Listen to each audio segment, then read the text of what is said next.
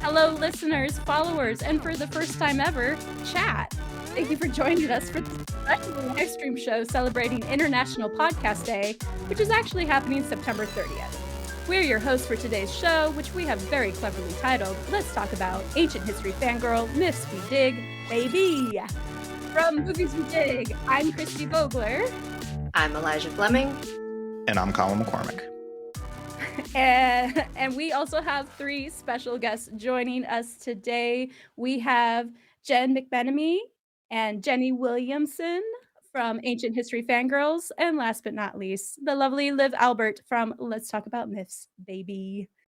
So for anyone who's checking out today's live stream or watching its recording on YouTube, please be sure to subscribe to each podcast YouTube channel. We all have them now for some reason. And this is our first attempt at live stream. We're hoping it's going well. And if you like this event and want to see more like it in the future, we're hoping it's going to be fun for everyone. Be sure to leave us a comment as well, being like, hey, yeah, please do more of this. You can check out all our other platforms as well, and those are going to be linked in the video's description once this goes. I think it's live now, so it's there.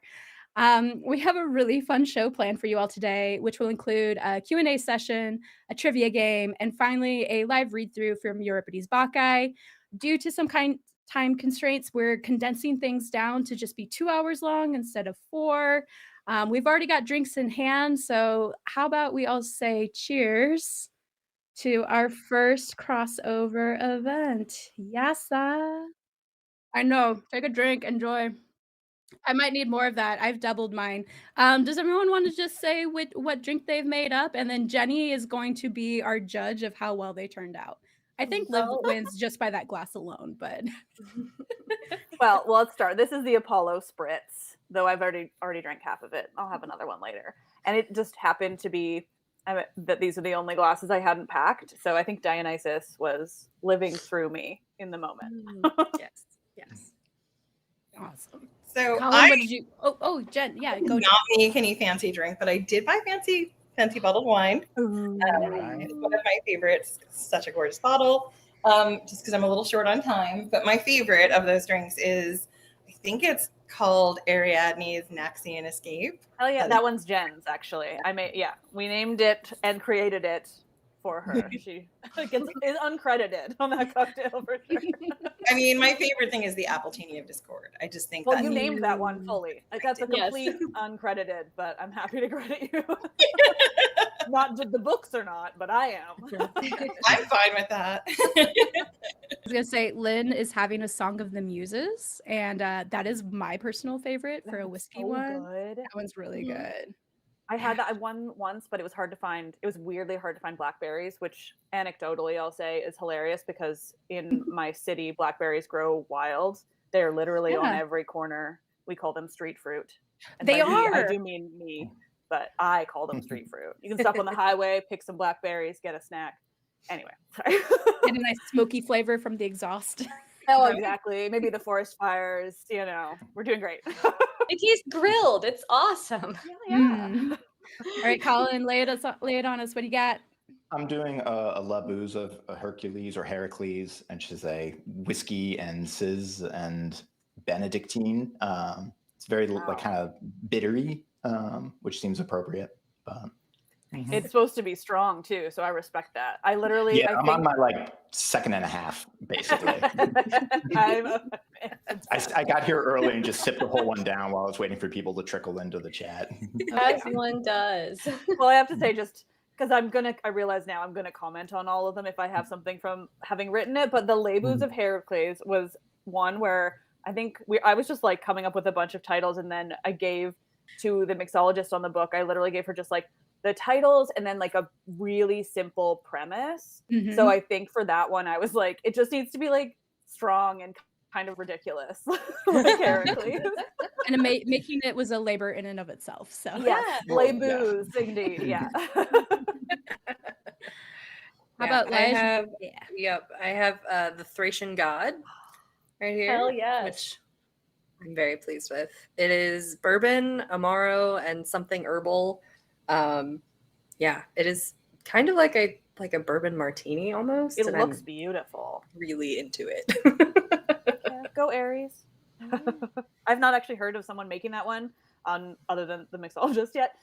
So I keep saying the mixologist. Thea Angst is her name. She's lovely. I've met her in person. My brain is not on. In any case, I'm glad it's good. Do you have a sense of how many you've had, like of the book? Like, how have you tried them all, or are you still working through? No, oh my god. I wish I like what ones did we make together, guys? Like these two have been a part of it more than anyone else I know. So I definitely made the frosé. I made the we made frosé. I made the Gaia's fuzzy navel, and I didn't have a blender, so I was like, I'm just gonna make yogurt and put booze in it. I forgot about that. I was like, this is gonna work, you guys. I was so committed. She's like, went through it with the food. It was amazing. I'm just like, I'm gonna eat this, and you guys are like, you don't have to do that. You can A stop. boozy frozen yogurt. That's perfect. Right. it was something with bitters. It makes me drunk. Yeah. Oh my god.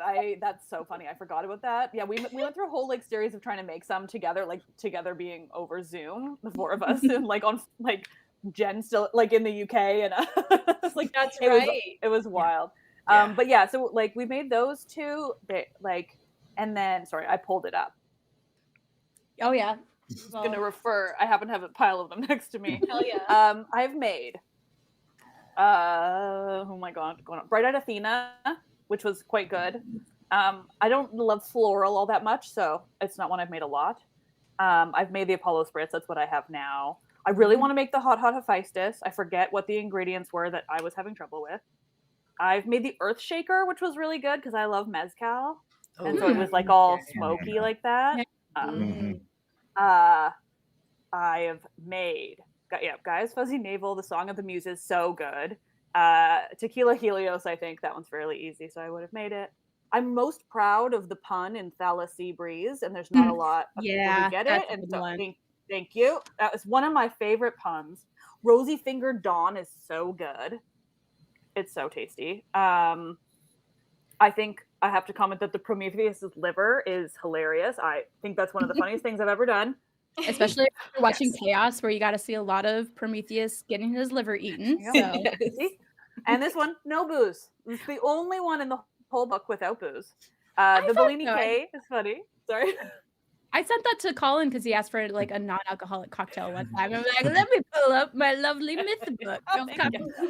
People have asked me before, like, oh, is it good if you don't like alcohol? And I'm like, no. I'll be fully honest with you. Absolutely not. You're going to be disappointed. It is a book of booze recipes. It is. And they're like boozy. Like Thea went hard. Yes. So No, I'm gonna jump in real quick because like time's going fast.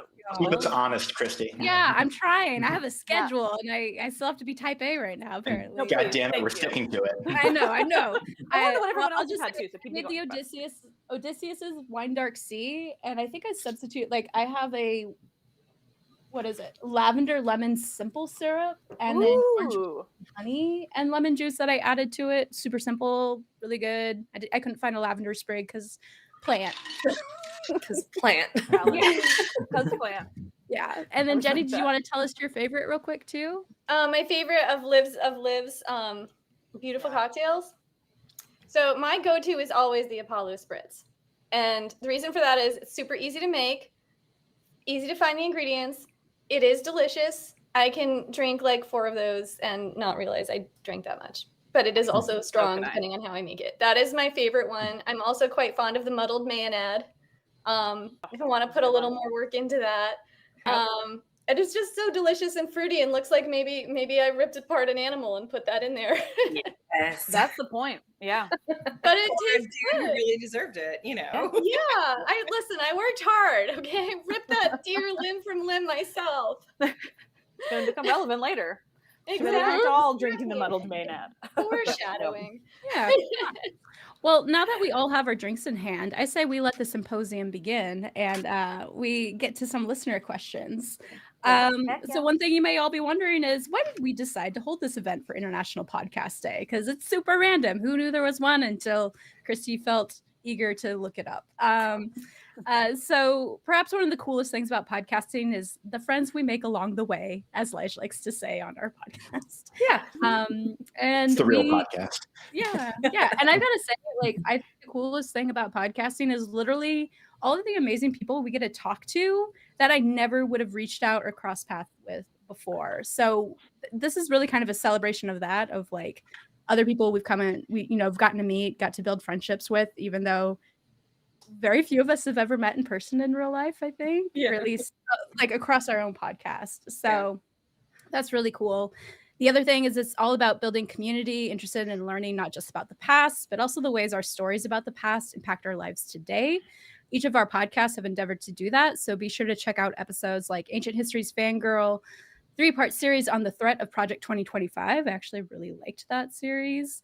Let's talk about myths, baby. Many conversation episodes that I think quite a few of us have participated in before as well.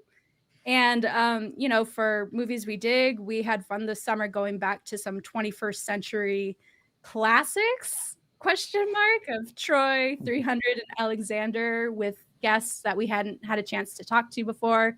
So if you like those movies, give those a listen. But of course, community and is Spartacus. And Spartacus. Well, we didn't do Spartacus the movie. We did Spartacus the series. No, I know, but we all did Spartacus. We did all Spartacus together. And I would hands down. Except me. I recused myself from that one. That's fine.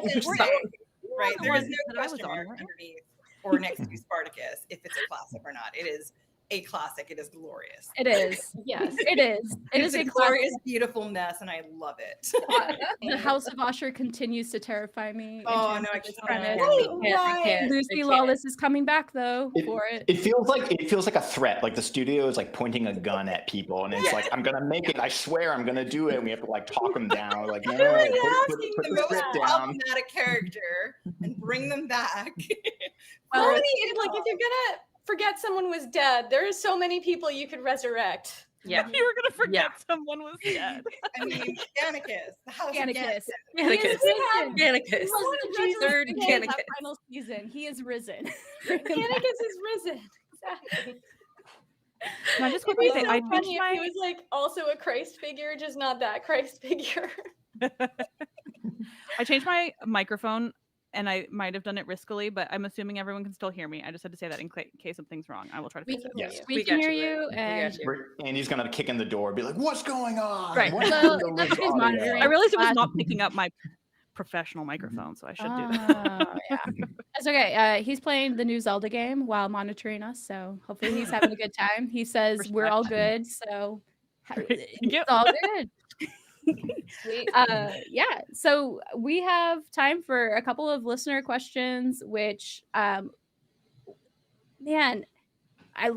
got some really smart listeners, because some of these questions are tough. So I'm going to start with here. I'm going to do the general ones. We'll come back. Actually, we're going to start simple and go heavy. Here we go. So Emma sent us 2 questions that were really great. First is, what have you learned or noticed in reading Bacchae that you didn't know or notice before? What's your favorite scene, moment to read? Since we are going to be doing that later in the show. So whoever wants to start on that. I can say for me, it's one of the first plays I recall reading. I think Lysistrata and Medea are the other 2 that like were really early for me. And I love the Bacchae, so it's definitely a short list play. Like it's on everybody's kind of top 5 list. And if someone were like, I think it's the best play either by Euripides or ever, I would be like, that's fair. Like that's definitely like, I wouldn't look slant-eyed at them if they not like if they came out and were like 7 Against Thebes is the best play. And they're like, who are you? Nice. Yeah. How about you guys? I've told the story before that when I TA'd for classical myth, I had a student who, like, the assignment for everyone was to rewrite the Bacchae. And I had a student who mixed up the word Thyrsis with phallus. And there was a dueling scene between Pentheus and Dionysus with their phalluses. It's like that edit of Harry Potter where they That sounds like more proposed than the all original. know, like, Incredible. The history of Thyrsis is very Yeah. phallic. Like Yeah. there were a lot That of is the point. in Yeah. Dionysian worship. Like when you would have like the Great Dionysian, other like, sorry, this is my nerd pet topic, other Dionysian celebrations, there would be giant phalluses that they would just parade through streets. There was a competition where you danced on essentially like an oiled wineskin until you fell off or burst the wineskin. There's still like penis parades that go back even today in areas of Greece that go back to worship Dionysus. And the thyrsus itself is very phallic, and I've read somewhere that I can't remember now, where like it's even like the ribbons are meant to be like in different colors, symbolizing blood and or semen. So it's like you're not wrong to mix them up. And No, and I didn't know how to comment it other than like just make sure you know the vocab word difference for thyrsus and phallus for the final exam, and I left it at that.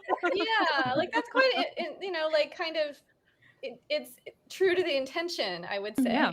Absolutely. Yeah. Also, can I just say the way that Genn so casually said penis party and just kept going on in like her very intelligent sounding or intelligent conversation, but just saying penis party. In any case, I just love Bacchae. I think it's been a while since I read it so directly, but I just think about it like all the time. It's one of the most like visceral, and I, on a recent conversation actually, like we were talking about like there's like lost pieces too, right? And like the stuff we don't know is kind of missing from it. Like I don't know. There's just obviously for me the answer is always I want to know the stuff that we don't know.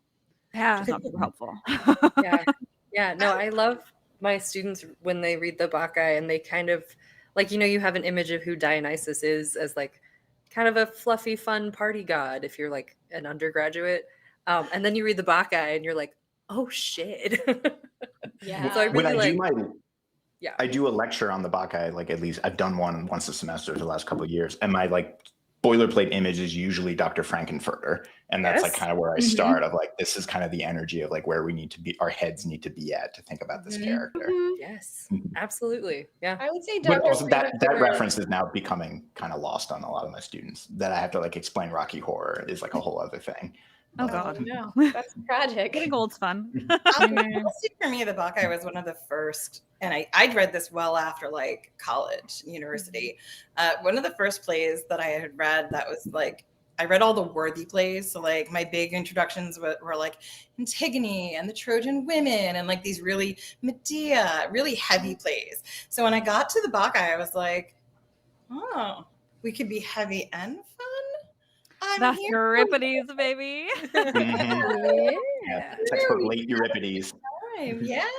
But again, like, the stuff I had read had always been very serious. Then you'd break down like the arguments of this and that in my literature and like theater degree. And then to just get something that was just like, there's a lot of joy in like how evil this is. And it made me happy. And Genn is endlessly falling for the villain. Look, Dionysus is my buddy, so what can I tell you? Robert. Who's the woman who has a romance novel about Alaric coming out? Like, come on. Yeah, no, I mean, no you judgment one from me. Good Lord. Oh my He's gosh. fully in his villain phase now, and I think he's living his best life. Love it. No, Love I mean, it. like the Bacchae is interesting. Also, just I mean, I'm sure we'll talk about it later, but like the fact that it is like one of the last plays, you know, produced after he had died. Like, I've been thinking a lot about like what that really says about it, and kind of, you know, what was he trying to do? Like, was it a fuck you in any way? I think it kind of was, but it's there's so much going on. Yeah, there is. I think that and also, sorry, go ahead. Oh no, go ahead. I don't even know what I was going to say. It's really keep going, please.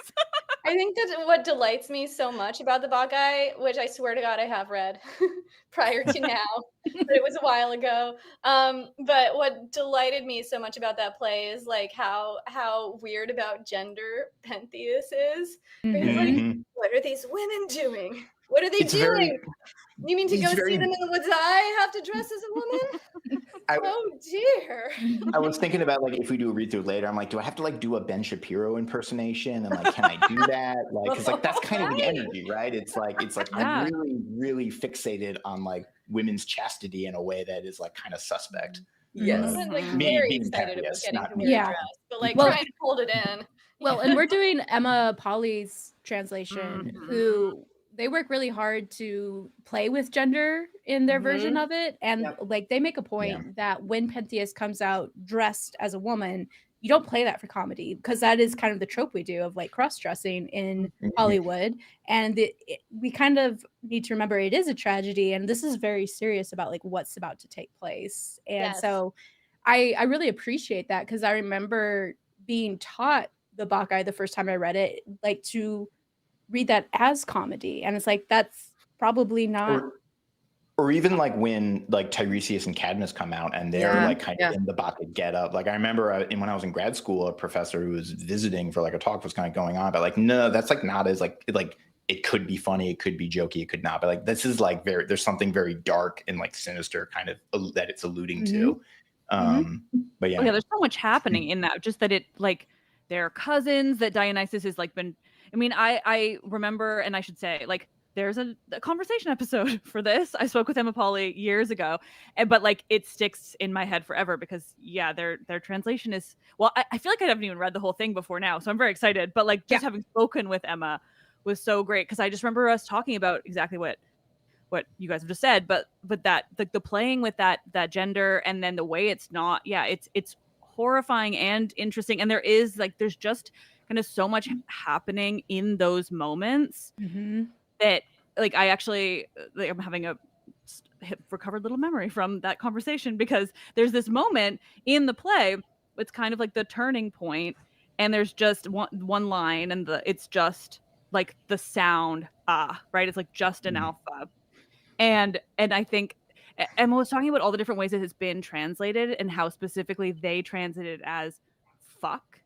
And I like people have said or oi, like they've done a whole kind of like the sounds, the cry, like all these different things. But there is also just this like, or no, maybe it was Emma's one says fuck, and there's one that's also like okay. Instead of like, maybe it's in Carson says fuck. There's some fun cussing in this one like, as I've gone through it. I feel like there's this sound that has so many layers to it that can be translated so many different ways. Like there's so many words in that one guttural sound. And I think and I was like so touched by that. I got it tattooed on my hand just to finish that off because that was the memory of it. Is like I just have an A and it just looks like an A, but I was like, no, it's this line in Bacchae. I think that really gets to the heart of what the worship really was, because like again, there's a lot of things about what we think Dionysus is today versus what he was back then. And like, you know, we have a whole series of episodes about Dionysus, and he's, again, my favorite for a lot of reasons, but he was the god of enslaved people and a lot of women and revolutionaries and subverting the societal tropes and gender norms. But one of the things, like theater as an experience, his worship came from this thing called the goat song. Do you remember the goat song, Jenny? Of course. So there was the tragedy is the goat song. Exactly. So there was this like ancient like festival where kind of like you would have your grievances all sort of like sung out or talked out together as a group. And the idea was you would have this one moment, this cathartic moment, which is where we get catharsis from, where everyone's kind of hearts are in beat. They're in sync together. It's this kind of almost like a mass like hypnosis kind of feeling of all one together. And it's just such an incredible like thing that this worship came from, this altered state through a communal understanding of like how tough the year has been or this or anything else.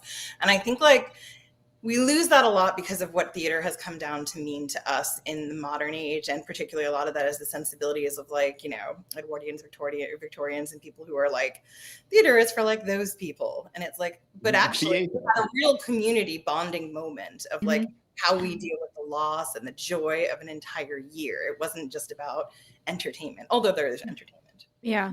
I wonder if it's almost, you could make a slight comparison to like Taylor Swift's Eras Tour. So true. Yes.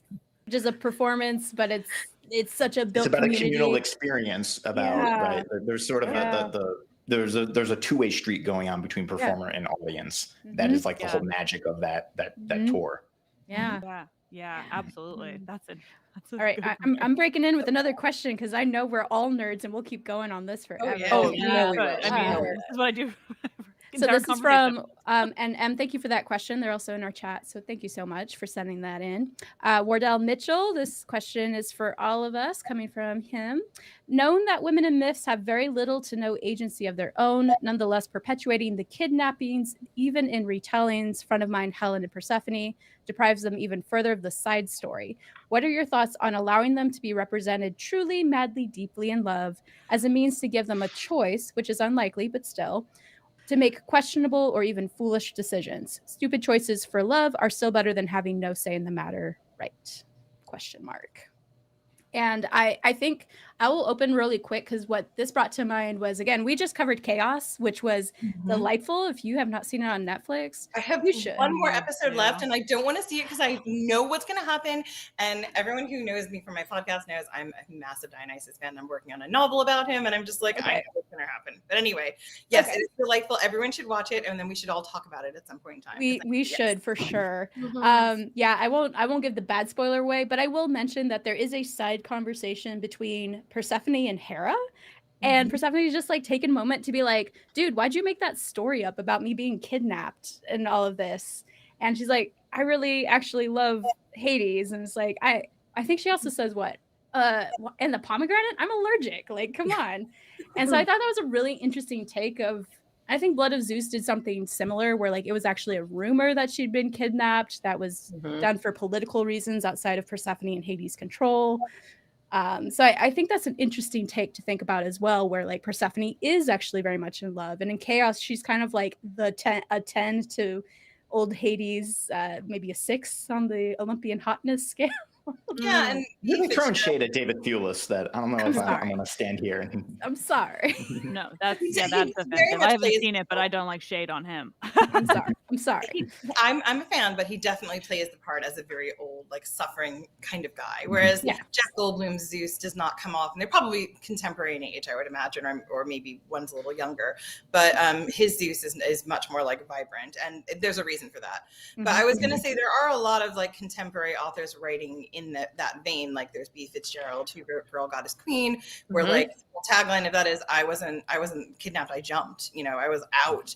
And Katie Robert in her Dark Olympus, her Persephone is like I go right through. I mean, that's very much loosely based. So I think a lot of people have reclaimed that in different ways to have a love aspect or to give Persephone a choice of like, okay, whatever's going on here is so much worse. I would rather go to hell or Hades than be here. And I'm here for that, but I really find it fascinating what the story tells us about ancient marriages and how they would have looked a lot like Persephone and Hades. And, you know, I talk to Jenny all the time, like, I want to write something about that because that myth and how Persephone is viewed by ancient people is a kind of a way to deal with the fact that a lot of ancient marriages really sucked. And the best you could do was hope that, like, I don't know, maybe you grew to love this person because you didn't have a lot of choice if you were a woman, which really sucks. Because sometimes it would unfold like that, you know, where like if you look at the original myth where it's pretty, as far as I remember, like unambiguously like a non-consensual kidnapping. And then Zeus is like, yeah, fine, you can have her, you know, and like she's kind of given away by men. And then the mother is really not okay with this. Like this may have been, and Genn has talked about this to me a lot, like this may have been a real experience that women in the ancient world did have quite a lot. And this was kind of speaking to that experience. So like an ancient audience would have seen that myth very differently than the way we see it, which is we want to reclaim it. We want to give her agency. We want to say that she chose this, you know, and like, I really enjoy Hades Persephone retellings because I really enjoy seeing seeing Persephone have agency in that and find her power in the dark place, you know, because she's the dread goddess. Like there's a darkness in her. That maybe being in the underworld and being in the Deadlands brings out, you know, like that is already baked into the myth too. So like I really see both sides here. And I also think one of the things that works for me that why this would have been a comfort to some women in these situations in the ancient world is Persephone, as Jenny says, does get her power through marriage. She does find her way to have more power and agency than she had as a child or as a member of her family, you know, her father's household. But yeah, I agree. I'm gonna stop now. I'll jump on like that idea that Jen was just talking about, and really everything I'm going to say is kind of paraphrased from Amy Scott Hines has a good article about this on Eidolon, of the kind of conflicting feelings in feminist retellings of like one and trying to grant agency to Persephone by making it romantic, by making it a deliberate decision, but then getting to, when you get to like myths and associated rituals, like Jen was saying, are very often probably justifying marriage practices, marriage customs, which do involve giving away women or even children from one family to another, a kind of, and the non-consensual component of all of that. And this tension in a lot of retellings and like the different strains of feminist retellings as they like get to this myth that pull at each other about, right, when we make it deliberate or we give her that agency, do we lose this kind of grappling or wrestling with these kinds of societal customs that are really deeply baked and almost inexorable from the original tellings, and also the rituals, which is so important because these are recreated and reenacted year after year after year in communities, festivals, things like that. Yeah. I think this is why I always bring up, I think in this discussion, The Silence of the Girls by Pat Barker, which I think really, it's a Briseis Achilles retelling, and it's much more like trying to contextualize a relationship rather than like giving anyone any kind of more choice or agency, but it's like how you survive in times where you have no agency, and that like survival is still like heroism. That's, honestly, that's the story of it that I appreciate. Like I've been pointedly silent, and I know there's at least half the people in here know that that's not unintentional. Indeed. No, like, so I won't say much, but like I like exactly what you just said, Alicia. Like I like that, the recontextualizing. I just don't. You don't want to be romanticized is how you feel, right? Well, and I think that's also, I was gonna say, that's also why I think we all appreciated Spartacus to an extent, because like that is very much from the slave perspective, and like it's so cruel and everything, because that's the cruel reality of being enslaved. But that doesn't mean you can't find love. That doesn't mean you can't find companionship. That doesn't mean you can't find success and a way out. It's just really hard. Everything is against you. And I guess because I feel like I do want to say the words, but no, I like the idea of considering Persephone as having gotten all the agency that you've all described, having really fully taken that underworld role, having really taken charge. I like that Persephone without having to romanticize Hades. I like that Persephone doing it all on her own and being like, well, this is my lot in life, I'm gonna rock it. I just don't like adding the romance. That's my part. But that's a choice I make. That's why. Listen, I see the myth of Persephone perfectly personified in Agrippina the Younger. Like the way in which she went through those marriages to eventually become empress and have power and solidify herself and set her son up for like, being emperor, and behind the scenes she was empress. Like that is how I see the Persephone myth, as being something you would teach with a happy ending. And that's real dark. Like I'm not going to disagree. It is. No, but I think it is important as a happy ending. That's the thing. It's realistic. It's dark to us, yes, but it's realistic, and that's why I like it. That's why I like keeping the romance out of it. I like keeping to the surviving sources, and but still recognizing that keeping to the surviving sources doesn't take away any of her power. That's my stance on it, and that's the thing that often is the reason why I don't talk about it, because people can't. I have a lot of trouble getting people to understand that, but that's how I see it. It's like that it's not about relinquishing power. It's just like I think that she can have all of the power in the whole world without having to romanticize. Yeah. There's a broader like culture trend or pop culture trend that I'm fascinated and at sometimes a little troubled by, of like just wanting to romanticize like literally any villain ever, of just pick your fiction, and then we're going to take this character and they might be like, look, I'm an anti-hero stan, so this is Same. for it. Yes. They could be a genocidal maniac, but we will but they're sexy, or Well, I do draw my line at genocide. There's a line. So much. I think like, the dark romance perspective is something else, but it's tied to this conversation in a way, because like Hades is kind of a dark romance hero, and there are people who enjoy the romanticization of that. And I can understand why, because because what you have with Hades and Persephone is really like a two polar opposites attracting thing. So like I understand why people romanticize that, but I also really understand why some people don't want to see the romanticization, because in a way, like the ancients wouldn't have necessarily romanticized that. Yeah. Like, Well, some might have. I think it's like a case by case thing, right? But it's like, you know, there's an episode I did with Ellie Mack and Roberts years ago about Best this, about episode Persephone. ever. Thank you. It's one a of those good one. episodes that completely changed my view on Persephone, and I just literally was like, Jenny, Ellie Mack and Roberts is one of the smartest human beings in the world, and I one day want to have her. I love her. Well, she's and also, I now want to write a book all about this, and this is the most incredible thing I've ever heard. Well, I could hear echoes of it when you were answering, which I love. But like the thing that really stood out to me from that conversation too was the way she depicted, similar to what you were saying, Jen, but the specifics of that. There's a region in Locris where like it was an actual practice to like have young women depict this for their marriage. And I like that most because I think it shows the depth, and like what you were saying, Jenny, how it's just like some might have romanticized, like, so it was like you know, there was all of these depictions that survive from these young women going off to be married, and half of them are terrified and look like they're being abducted, and the other half are happy and they're going to their lives, and like that's great. And that's what I like the complexity. That's why I like the idea of like retaining the intention of the or rather what like retaining the words, I suppose, of the original or the surviving sources, and just like being like, you can take it in whatever way you want, which is why I love when people have like appreciate these romanticizations.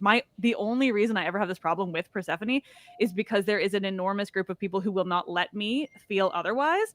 Like I have been quote unquote corrected by people who were like, no, the original myth says it's a romance. And I'm like, one, there's no such thing as an original myth. Two, no, the earliest surviving source does not do that at all. So no one both counts. So that's my problem. So it's become this thing for me.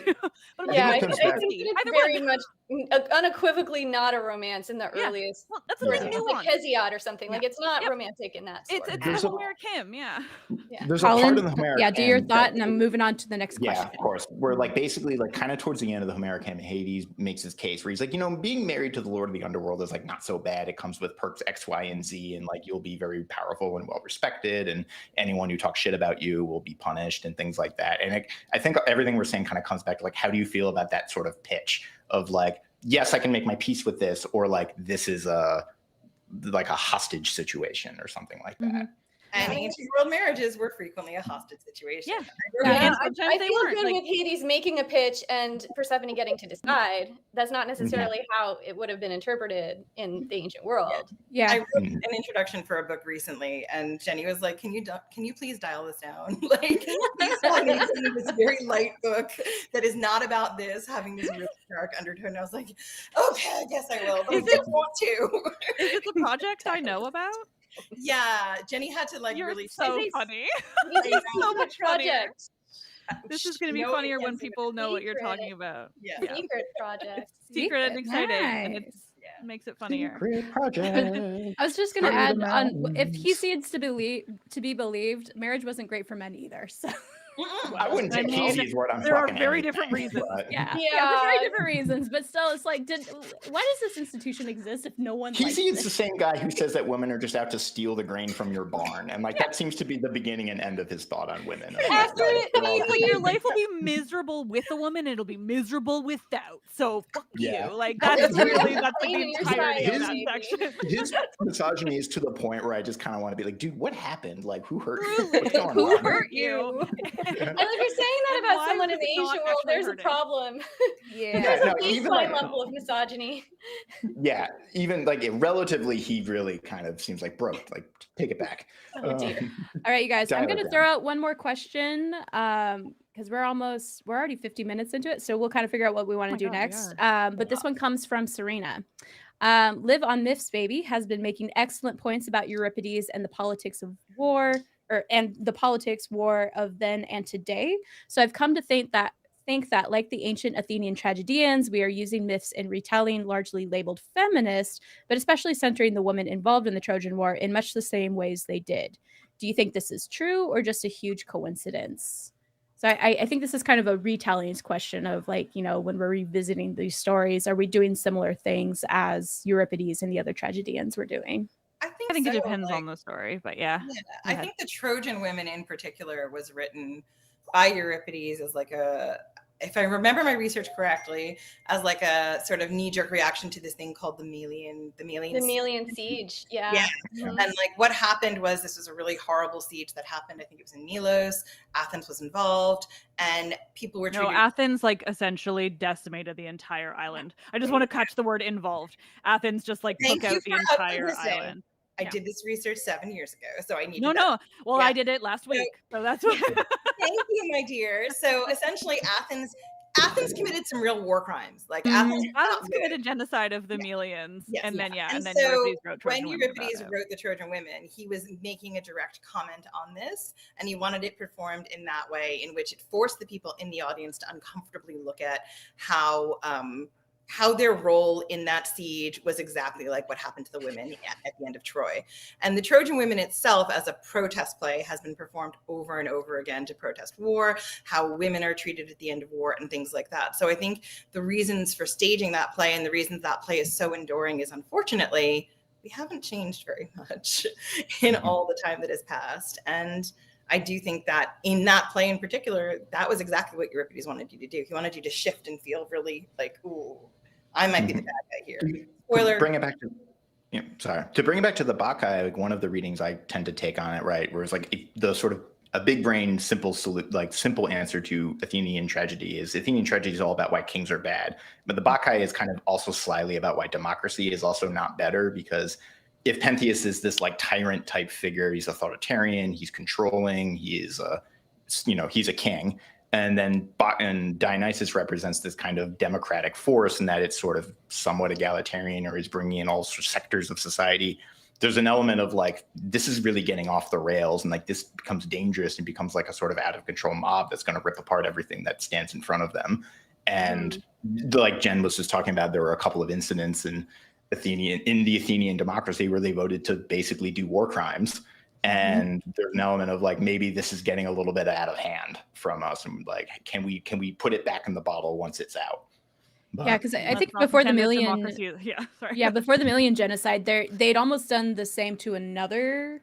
Like there's Ionian. two. There's Mytilene and there's Milos. And Milos is they show up to the island and you're like, you're Spartan allies. And the Melians are like, no, we're not. And the Athenians are like, yes, you are, surrender. And the Melians are like, you can't treat us like this. And the Athenians are like, we can do whatever we want. Yeah, we have all they power. end up killing all the men, enslaving the women and children, basically. With Mytilene, they like vote. They have a big long debate, and they were going to. Right, yes, they sent a ship out to do it. Yeah, and they sent the second ship to catch the first ship to be like, wait, don't kill the whole city. Yeah, which is terrifying. When I look at when still we look at happening our own under politics. Yeah, it's still happening under democracy now. I went on a whole rant. I won't turn this into anything, but like I went on a whole rant a couple weeks ago in the episode of like just how somehow we were all led to believe that democracy is like literally the only good option, or like, and I say democracy as the official term. I don't mean like the rule of the people, because if democracy was actually the rule of the people, it probably would be the best. It's just that democracy is not. And why we as a West seem to think that political brains peaked 2,500 years ago and we should never reconsider the fact that maybe this is not fucking working is a problem. But then I had somebody like email me being all mad about like that I'm shitting on democracy, and I'm like, I'm making salient points. I think there's also like, anyway, sorry, there's so much happening, and I know I'm not American, so I'm not going to say too much more, because that was what got me in trouble. And I'm like, sometimes the whole world revolves around America. Listen, as I say all the time when people are like, but democracy or this time period was so great, I will always say, for who? Well, the democracy lasted 100 years. Yes, every time we've had a democracy, it has always disenfranchised many voters for different reasons. Usually immigrants, usually people of color, women, and it has never been a fair democracy. People who did their time in prison and now are no longer in prison. Like, it has never been fair. And that is the reality that we've seen throughout the ages. Or even just the baseline assumption that a group of people are going to come to the correct decision. Yeah, absolutely. Because like we could all vote between the 5 of us or the 6 of us to do some dumb shit, but that's just look, we could try to go on dinner and not figure out what we want, and and when it's a real fight. When people older than 70 are deciding everything for the bazillions of people who are under the age of 70, like that's when you get where you're like, is this the best option? Because spoilers, I just don't think that it is. Yeah, I'm just going to say this: you and I have no children, therefore we have no tie to the future. Right. So we should No have stake in the like future. men over 70, almost 80 should have all the power. Right. Yeah, I was just an added element of this I wanted to think about with Euripides, putting on these plays that are, appear feminist and try to center women's stories. It's still only being performed for male citizens who and then maybe they go and tell their wives at home about it. Like, it's what an version? open question whether there Yeah. are women in the audience, That's true. or like maybe certain priestesses might have been there, maybe not. Whether Yeah. for the tragedies versus the comedies, Yeah. unclear. I was just listening to Edith Hall talk about exactly this. So we just Yeah. kind of don't know what the audience makkup might have been like. It's all women Similarly- performing now.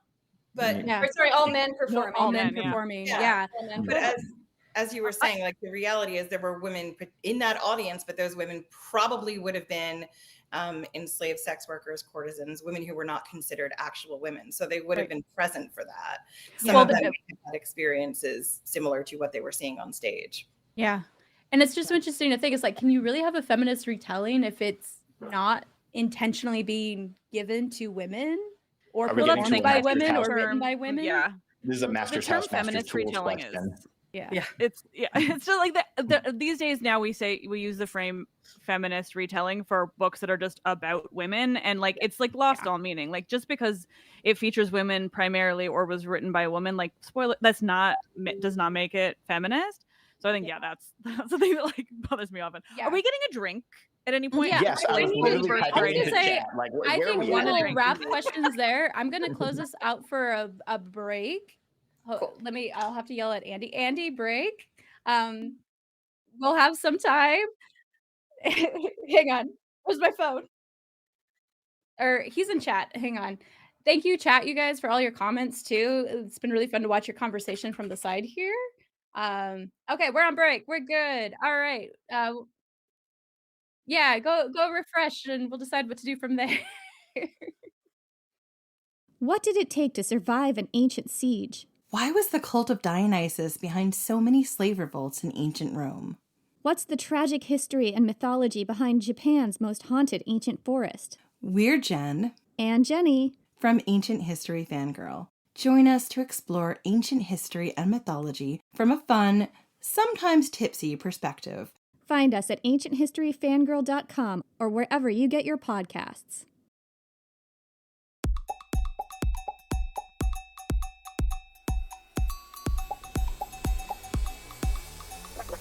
Hi, listeners. We're excited to announce our new upcoming season. As we're wrapping up Rome on TV, we're transitioning to our new era, which we're going to be calling It Belongs in a Museum, Archaeology on Film. Yes, we're finally getting into this show's namesake, archaeology proper, taking on your favorite fictional museum collectors, treasure hunters, and tomb raiders, Indiana Jones, Lara Croft, Jack Colton, and many others. We're also excited to announce a new roster of extra special guests from academic and public scholarship worlds. So come listen to real-life archaeologists share their thoughts on your favorite fictional ones. And remember, you can listen to Movies We Dig on all major streaming platforms. You can also find us at movieswedig.com. And if you want updates on the show, be sure to follow us on social media under the handle @DigMovies or @MoviesWeDig. Hope you dig it. I'm flexible. We got through so few questions, but we got through most. The other one was from Elijah's sister Ren asking why she's so amazing and awesome, and I'm like, we all know, we don't need the answer to that. That's adorable. It's one of those unanswerable questions. Why is the sky blue? Exactly. Right. Exactly. Why is Elijah awesome? I feel like Sokka, where I'm like, we have an answer for that. We know why the sky is. Can your science explain why the sky is blue? Yes, it can. Well, I'm still in the ancient world milieu, Yeah. No, my Because sister is in Japan right now. She's visiting her host family that she stayed with in college. And so she's having an emotional journey. I think we are live, just in case. We are live now. We are live again. Although we're missing Jen, but Ren, if you can hear us, hi, we love you. Jen is walking her dog Monster. She'll be back. I love that his that's name is amazing. Monster. That makes That's me not his really name. happy. It's just what she's It's calling not. His name is Jake. Yes. Then he's Jake just being Monster. difficult.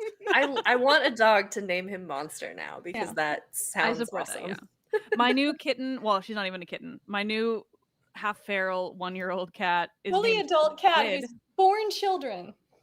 Yeah, I got her at 1, and she'd already had kittens. I don't think she'd had any family. So In she's Rome, like, she has more legal rights than any of us. oh my god, so true. Probably. Well, so while we got a few of us here and we're waiting to get into trivia while Jen comes back, I had one question for you guys about podcasting specifically. And I was just wanted to know, like, what is one thing you wish people knew or understood about podcasting that they might not? Good, bad, ugly, whatever. How many ums you have to cut out of the edit? Oh, so many. I mean, and sometimes I just leave them all in. Yeah, that's fair. That's fair. I don't know. I try to cut out like obvious when I have the time, but sometimes it's like if you speak, you speak. I don't know. I got to a point where it's just like the content. There's just the amount of it. I whisper to myself as I'm editing, like, talk better next time. And it's like, honestly, in my experience, like in conversation episodes at this point, which like my regular episodes are pretty scripted, but in conversations, I don't really edit myself at all unless I say something that I then was like, oh my god, you're an awkward weirdo. Like that I'll delete. But I've gotten to a point, and I think it's just because I've recorded myself for so long, like so many hours. There's 650 plus episodes of my show out. Like I just don't even know. Incredible. It's ridiculous. I don't even know how it's real anymore. And so at this point, I'm like, I speak in a way, I've like trained myself to avoid too many words that I would want to cut out. And now I just don't think about it. I'm just like, well, we hope for the best, honestly. Yeah. Honestly, like, I feel like I've had the opposite experience. Like Jen and I it's probably exactly the same as we were in our very first episode in terms of things we say, like that I might have to edit out because I do the editing. I love that. And like, it's just like, because our show is partially scripted and partially not, like it is scripted, but then we go on these tangents, and because there's two of us, we have to have a conversation about it, and like we might make a joke about things and we think it's funny, so we say that joke like 4 different times and it's only funny the one time. So like in terms of like our like editorial process, like that there's a lot of sculpting, shall we say. That's fair. Yeah. I'm being like, I mean this in the most loving friend. But like, I mean this in the most loving friend way. I absolutely know what you mean about the jokes. I feel like, but I also feel like there's a point too where it just becomes like, that's what I love about you guys, is that sometimes you will make the same joke like 6 times. And it, like, but in the moment it's funny all 6 times. But like, well, yeah, like at this point, it's like it reaches this point where it comes full circle, and I'm like, well, I guess it's funny again because they're still saying it. Yeah. Well, it becomes the inside joke of your show, right? Like breaking out and the friends we made along the way. That's very much a live inside joke jokes we made along the way and then refuse to stop making. Well, that's exactly it, right? Like, yeah, it just becomes this thing. Like that's just part of the fun. Yeah, absolutely. Yeah, but there's definitely like a perk of doing it by myself. I have to say, for all of you who don't do that, like I will say, there's it not being quite so collaborative. Like I obviously, I work with Michaela really heavily now, but still, like, it does make it easier. But at the same time, I think that's the only reason I was able to do 2 a week, and part of me wishes I'd never started doing that. I would die. So, I would die, and then I would be dead if we had to do 2 a week. No, exactly, right? Because it's only in my brain. So, but that means, often like I'll be recording at 7 p.m. and then editing, and it comes out at midnight. It's like that's unhinged, but like, it's possible because it's just me. Yeah. So I think that everybody's process is so different, because like I know people who do conversational podcasts and then don't edit very much and just throw the whole thing up like it is, like that, and that's what their show's like, and it's just very loose and conversational. Like I think that really just depends on the style of the show. Yeah. Yeah, that's all my conversations are, because I started them on a whim. It was never like the whole point of the show. It was like, we're in the pandemic, and it started as like, I'll do 4, and then it was like, oh no, this is great, I'm gonna do them all the time, but I don't have time to actually sculpt it. It's like, we're gonna have a nice chat, it's gonna sound like you're talking between friends, but like nobody ever complains, everyone loves them. So I'm like, it becomes like it's what builds the parasocial relationship, right? Of like, people feel like we're part of the group and we know them and all of this, which feels weird sometimes, but like it's really cool. I was gonna say my answer to this question, and the reason I wrote it was like, I have been getting this whole thing about, because I'm out of academia right now, but I have a PhD, and I get things like, do you really need a degree to do podcasting? And the answer is no, obviously not. Anyone can do it, except I feel like so much of what I learned from doing a dissertation helps so much with the quality of the podcast. Like Mhm. even just organizing all of this, like this event, you guys basically felt like making a syllabus for a class in Yeah. some Wow. ways. Yeah, I can tell I do not have a PhD because I would never organize anything like that, and I would pay for it. Like, I am so impressed. I'm so There you go. I have a bachelor's and I'm impressed. yeah, I yeah, do a exactly. lot My of event bachelor's is like, planning. nah. I do have a lot of marketing and event planning, and I was very impressed. I was Well, like, there you go. I've done a lot of these timelines and all this stuff, and this is super organized, and communication is great. So Event planning And- makes me cry. Like How off the schedule have you gotten already? Oh, we're at 5:12. We were just waiting for Jen to come back. We were yeah, no, and it was my fault. I had to. No, take it's all no. good. Doggies, fur babies are like very important. I think someone mentioned it's like, I don't think any of us have kids, do we? We're all, Oh, Yeah. look at us. yeah. We're the best. Yeah, we don't matter. Yay. Look at everyone else. Why do No you think we have stake in so the much future time right to do here. podcasting? I'm miserable at my own life. I do I have mean, 3 like, cats how- and a dog. What's the gif of Woody Harrelson Oh, just, no, like we drying lost. his tears with? Colin, Colin, come back. I'm here. I I'm haven't gone actually anywhere. cat sitting the most perfect little house panther. Oh, He's right over there, and he just came this morning. And good lord, he is glorious. He's glorious. He's a perfect little guy. My little squiddy's hiding from me. She'll start screaming at some point because she needs to know I'm there, but she is absolutely terrified, so we won't actually see her. Take his Aw, nerve. I hope I hear her scream at some point. But I not also if he's upset. Just no, she likes to yell. It's an announcement. Usually it's that she wakes up and she has to yell because oh, it's a surprise to wake up and she has to announce that to me. it's relatable. Yeah, All right, definitely. all right. We're moving on. We're moving on because time is limited and we're having way too much fun. Colin, Go, questions in the Colin. chat.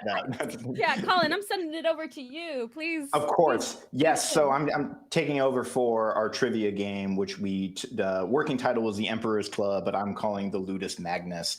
I'm going to run this like we are on The Price is Right or Jeopardy or something like that. And so Really? I'm going to start by introducing our contestants. So I'm going to go in the order of the order of the alphabet. So joining us from British Columbia, Canada, is Liv Albert. Thank you. Soon Hello. to be Yes, Ontario. that's exactly right. Though Toronto, I will say specifically, Ontario is kind of a bummer. Toronto is great, but I like Excellent. being from BC. Fair. I don't know why Joining I'm us rambling. from- You're welcome. Joining us from, I was going to say Minnesota, but where are you now, Elijah Fleming? Still Minnesota, just a different part of Minnesota. Joining us from North Carolina, we got Genn McMenemy. Thanks so much, Bob Barker. Please remember to spay and neuter your pets. All right. Joining us from Alexandria, we have Christy Vogler. Woo, I am here to win the crown, not make friends. Alrighty. And This is not Jenny, I Friend actually don't Island. know where you're coming from. I'm from Brooklyn. Hi. Brooklyn. Joining us from the best borough is Jenny Williamson. All right, my family. I had family in Park Slope, but that's neither here nor there. And then I devoured them.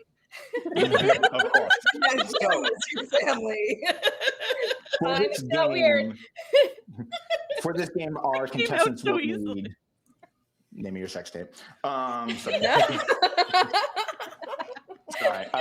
Bring it back, Bob. Bring it back. So I'm for just here this for the game, promo. Stay and neuter your pets. Yes. yes, spay and neuter your pets. So for this game, contestants are going to need something to write on.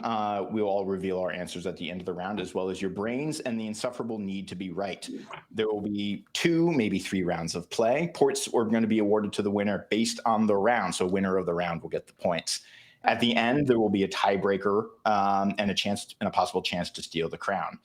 So I'm going to start off based on the conversation we just had. This round is titled parentheses feminist retitulings, where I am about to share my screen in a second. I have taken a list of adaptations of myth, except I've split the titles in half and scrambled them up.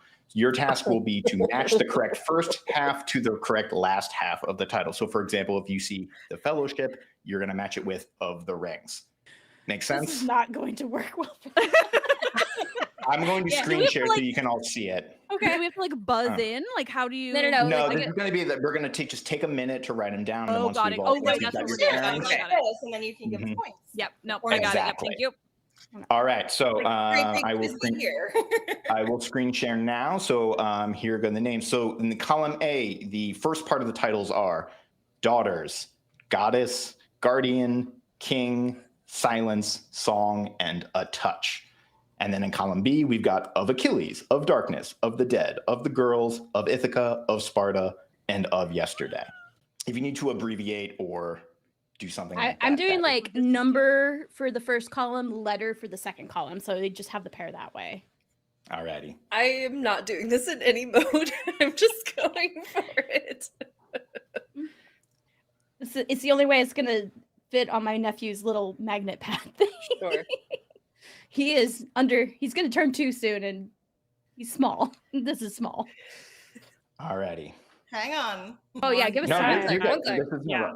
I should have put some music on this. Daughters of the girls. Some fun pops. I was like, I forgot. actually don't know. Then I'm like, I can't cross it off. Like, oh God. No, there's a couple I don't know. Oh no, I know what that one is. Crap.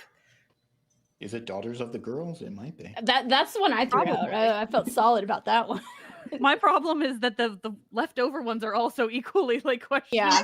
I got the daughters. I don't have the goddess one. Yeah, there's 2 that I don't know, know, that I don't not comfortable. I'm not confident in. Okay. Alrighty. This is Okay. I got it. All right, I'm stopping the screen share, and then I'm gonna, I'll just keep a tally of how many you get right. So whoever's feeling hot and confident can lead us off. All right, Eli, perfect. You're first on my list, anyways. A touch of darkness. Yes. All right, I've got that. Yep. Mm-hmm. Keep going. A song of Achilles. Mm-hmm. All right. Silence of the girls. Mm-hmm. Mm-hmm. Mm-hmm. Daughters of Sparta. Yep. Uh-huh. This is where I don't know. This is where I'm going. Same. King of Ithaca. Uh-huh. Okay, Yes. that was my guess. Yep. Goddess of the Dead. No, it's Goddess of Yesterday. I've read this book. Mm-hmm. Sorry, I already tapped it in, but I had it wrong. So it's Guardian of the Dead. All right, so Eli, you got 6 out of 8. I did, yes. Well done. We got the full list. Does anyone have anything? All right, I guess I'll go through. Christy, how many did you get? I'm gonna say 7 because that sounds right. I guess 6 would be correct though. That's so impossible 6. because if you get one wrong, you have to get another one wrong. Not if I doubled somewhere. I'm gonna say 6 because I think I mixed up 2 of them. Okay. I did know solidly some of those. So. Mm-hmm. All right. Also, what about Goddess of Yesterday is a great book. I remember reading that. Old school, very good. Nice.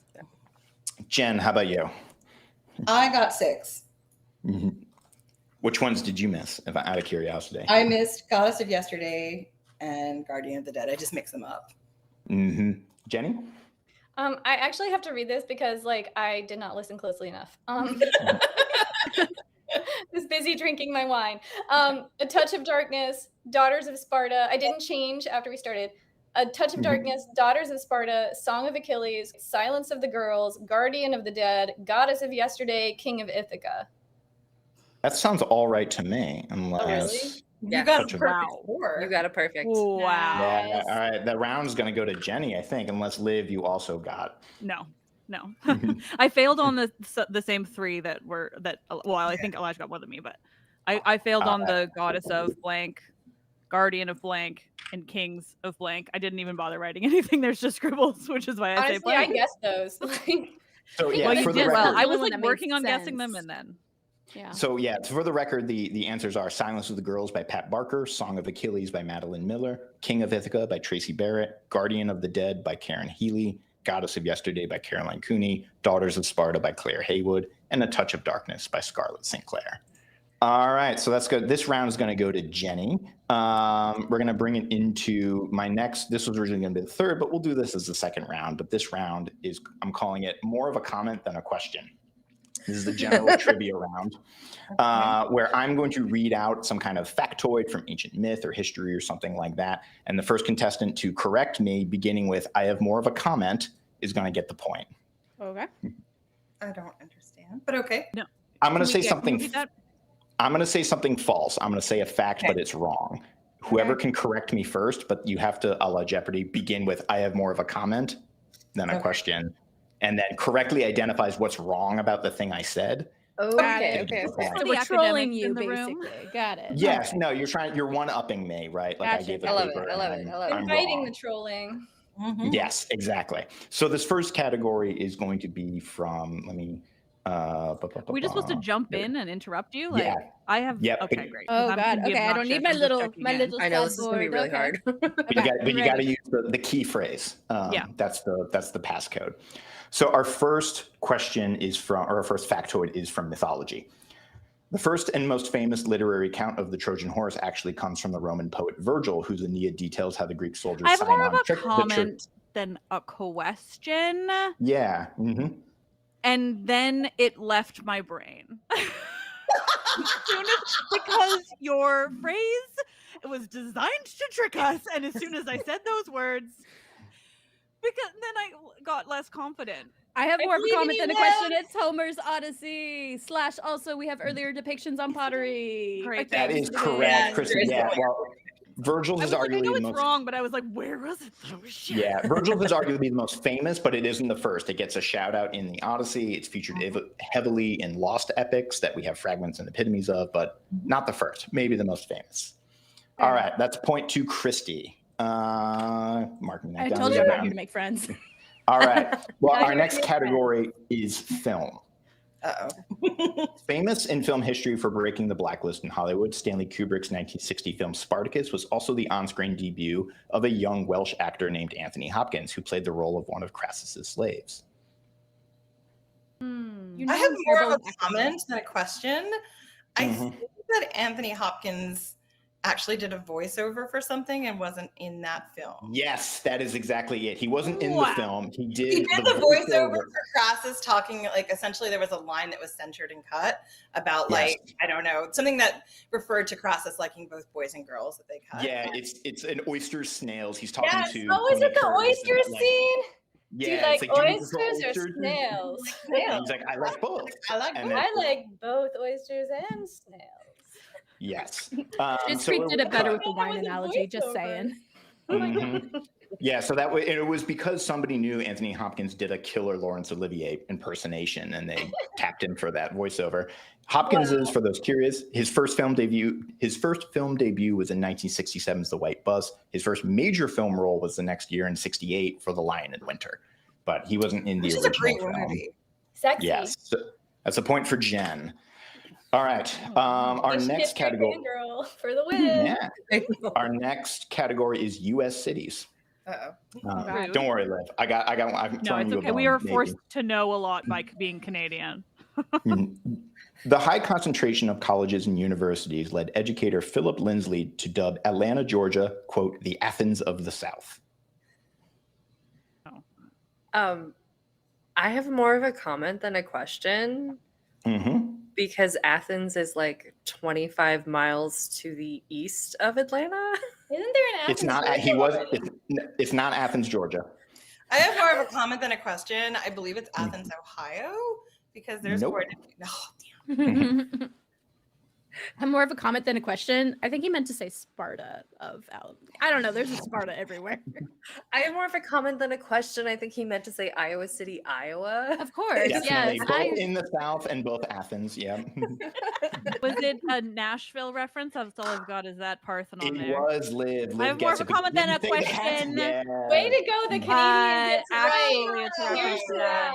I had no clue. I was like, I'm ceding the floor on this one. I honestly was like, that's too obvious, and then I'm like, there's a lot of Athenses in the South. Also, like UGA is in Athens, Georgia. So right. Can I just say that as the Canadian, I did still get that. I'm bravo. Listen, as and also there's ancient Greece, I would expect you to. But also, okay, there's a funny offline reason why I know that, because I've never not talked to the people at the Nashville Parthenon. I've not heard from them. All right. Actually, on that note, this one, I felt bad about a sort of U.S. specific question. So this next category is Canadian cities or provinces, actually. The Canadian province / region of Labrador gets its name by way of Portuguese from the Latin word labrum, meaning bowl or basin, referring to the harbor at Red Bay. I have more of a comment than a question. Labrador is not a province. I put region for that reason, because it's Newfoundland and Labrador. Yep. But that area. More a comment than a question. Labrador is a dog breed. That's what I was gonna say. named after it's this part of named for- Canada. I have more of a comment than a question. Labra, that word doesn't mean what you said it meant. It doesn't mean like A labrum can refer to a bowl or a basin. That is a real Latin word. I looked up. Okay, I was thinking bowl as in like Toro's bowl for a moment, and No, now that I'm B-O-W-L. Okay, Bowl gotcha. slash Like a basin. bowl, okay, Yeah. okay. not a bowl. Bull. I got a friend from Labrador. If he was watching this, he'd be mad that I'm sure he knows the answer. It doesn't come from Portugal, it comes from Italy? I think we've declared defeat on this one. All right. It's an incredibly weirdly Irish place, so I don't know. So the name actually does come from Portuguese, but it's named after the Portuguese explorer João Fernandes Lavrador, who explored the area first. His name comes from the Portuguese word lavrador, which comes from the Latin word labor, as in like it means farmer. But a Labrador is a That's worker. what I said. I said that Labrador did not mean a bull. It came from the word labor. You said I give labrum. it to I Jen. looked up another Latin word. So All I made up a right, false I was etymology. close. Come on, I was I very. feel like Jen gets half a point for that. I feel She like did she, mention Jen should get I'll half give point Jen for a sure. half point. You got closer than the rest of us. Yeah, Which yeah, is- closer than the rest of us. Which is going to put her in the lead. So that is key. Yes, yes, yes, All yes, right. yes. My fifth question is a history question. The first recorded marathon is documented by Herodotus, who wrote that Philippides or Pheidippides, depending on what manuscript you're reading, ran from the Battle of Marathon to Athens to announce their victory. So can you repeat the question? Or a No. comment? Yes, of course. The first recorded marathon is documented by Herodotus, who wrote that Philippides or Pheidippides, in different manuscripts, ran from the Battle of Marathon to Athens to announce their victory, the Athenians' victory. I have more I of feel a like we comment covered than a this one. question. He ran from the beaches of Marathon? I'm not that. I'm not that Yeah. pedantic. I have more mean, of I a am comment than a pedantic, but- question. I mean, I have more of a, yeah, I already said it. That it's not really the first, he didn't write the telling of the first marathon. He wrote of Philippides doing that, and that became known as the idea of the first marathon. He is the first to mention this guy and his name. No, I know, yeah, but the way you phrased But it he was didn't saying call he it ran a the first marathon. marathon, is what I'm saying. Yeah. Yeah. That apparently is not the answer. Not the Yeah. answer. Was it Thucydides? I don't know. That's my Well, honestly, like it sounds like a Thucydides thing. Yeah. This I is have more of a Herodotus? comment than a question. I have more of a Mhm. comment than a question. It wasn't the Battle of Marathon he was referencing. It was a different battle. It was. There's part of it that there's how to nudge you towards the answer. It has to do. Let me read it again. Who wrote that Philippides ran from the Battle of Marathon to Athens to announce their victory? I have more of a comment than a question. He didn't run to Athens. It was a different town outside of Athens that I can't remember the name of. No, they say he Name the ran town. Name where he went. He went somewhere else. It wasn't Athens. I have more of a comment than a question. Browron. He ran to Thebes instead. No. Damn it. Keep going. I feel like that would have been farther, but maybe Yeah. I'm wrong. I know. Right? Egina. Oh He man. couldn't have gone to I Egina. flat out don't know this. No. but Getting I on a know boat? we covered it, so I'm like, I That would have He been the went on foot. triathlon. Yeah. This might be a hint. According to He's women. Herodotus, kind of a according to Herodotus, he ran 150 miles in 2 days.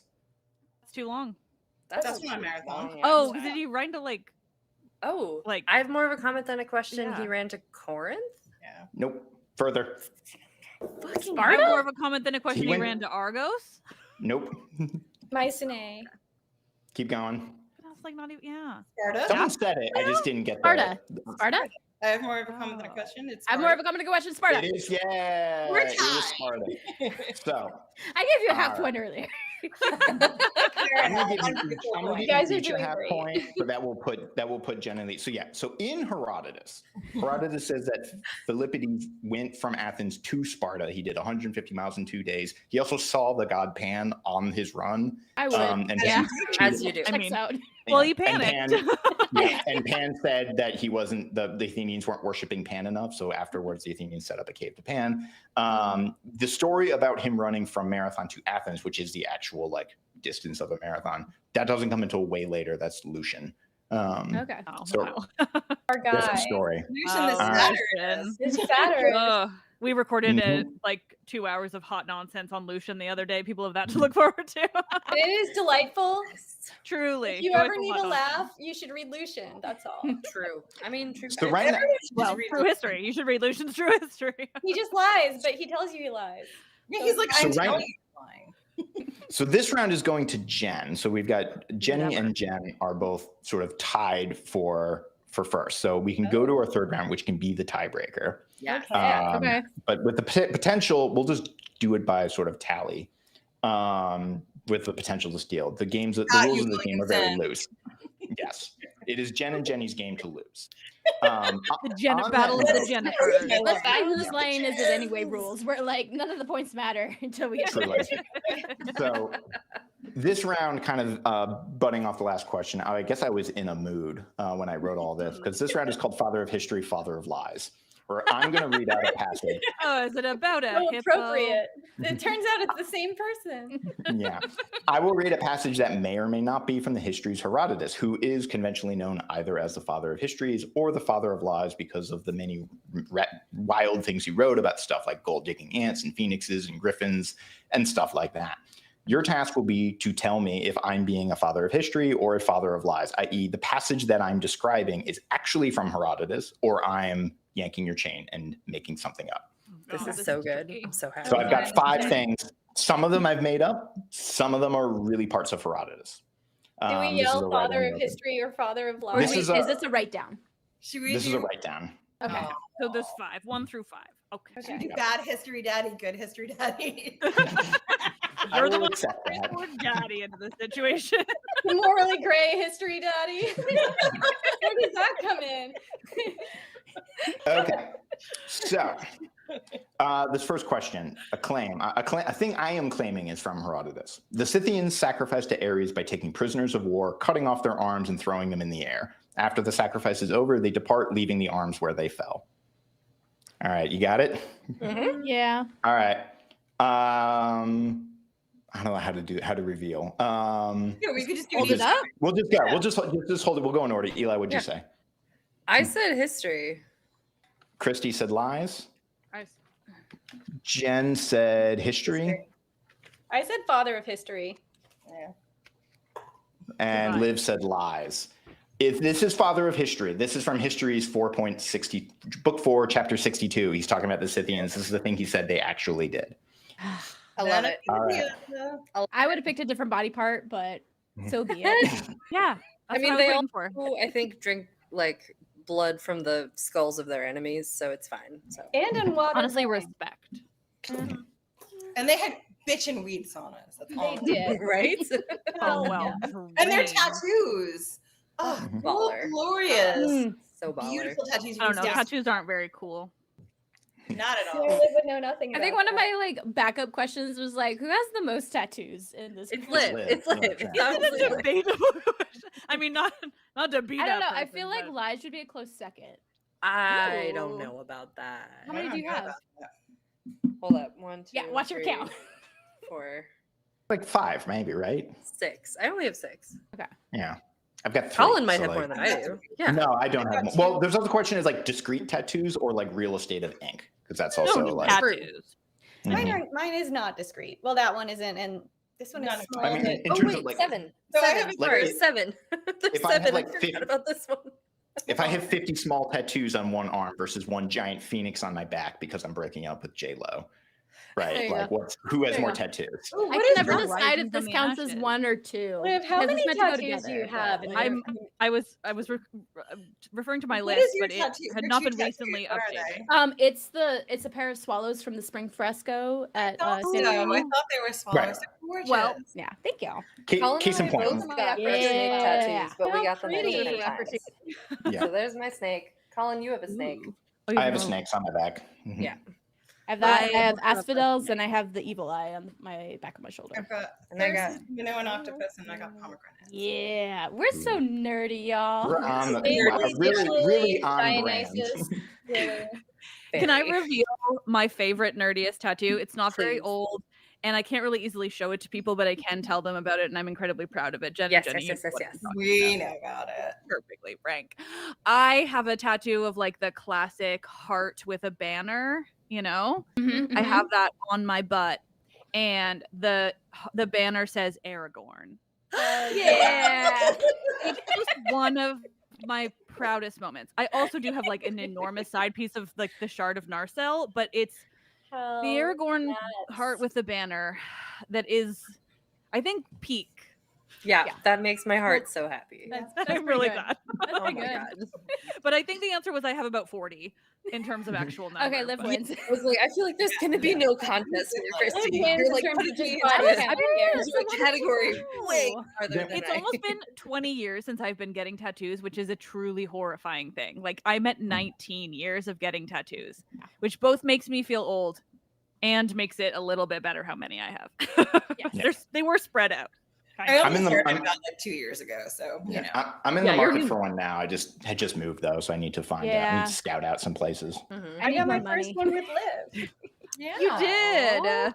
We went in and I got one on my thing on my neck, and Jenny got her first tattoo, and we were in Brooklyn. It was very fun.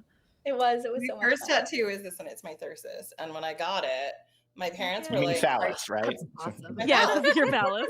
Your dick Look at tattoo, that Jen. flying cone. Ooh, the Thyrsus. Yeah. So when I got it, my parents were like, you should just let the man draw it on you and then decide if you really want it to sleep on it. I was like, first off, The man would not do that. You'd be paying that man a lot of money to do that. The woman who drew it on me is a fine artist and retrained during the pandemic to be a tattoo artist because that was her real calling. And she rocks, and she's done all of mine. Yeah, yours are gorgeous. My dad just gets very upset because he's got like a Navy ship tattoo because he was in the Navy in the 70s. So he's like, I wouldn't have done that if I thought about it later. He's like, what if you commit a crime? I'm like, what do you think's going to happen? They're going to I mean, but I also I hate to tell your dad, but also like assumption that you're going to get away with exists the crime. now, like Yeah, is your dad saying like you would have Except that gotten you away have with the this crime? tattoo. Yeah. I'm like, but Dad, what if I get murdered? Then you'll be able to find me really quickly. There you go. There you go. Dad, what if I commit crimes and I don't get caught? tattoos In make Florida, you they told people considerably to safer write than their name and address on their limbs for Hurricane Helene, just Oh in my case. I'm God. like, yeah, That they're is- gonna come in handy. So no, well, and horrifying. tattoos are like the best defense against getting human trafficked. Yep, True. that's Oh, good to know. Very true. All right. Yeah.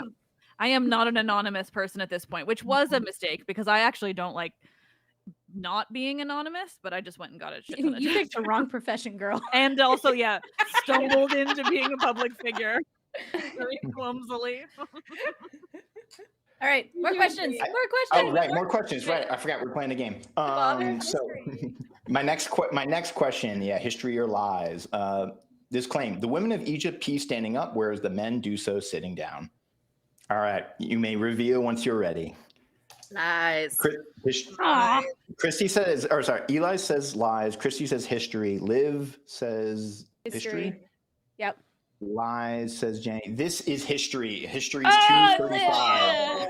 He actually says, this is part of a larger theme that everything in Egypt is backwards and reverse of what we do in Greece. So including it's like who cuts their hair and when, priests do X, Y, and Z, and the women pee standing up. He explicitly mentions. I know that I think it's tied to like discussions also of different birthing stances. So I think that's why I know it for some reason because I know that there was they like squat differently. That makes sense.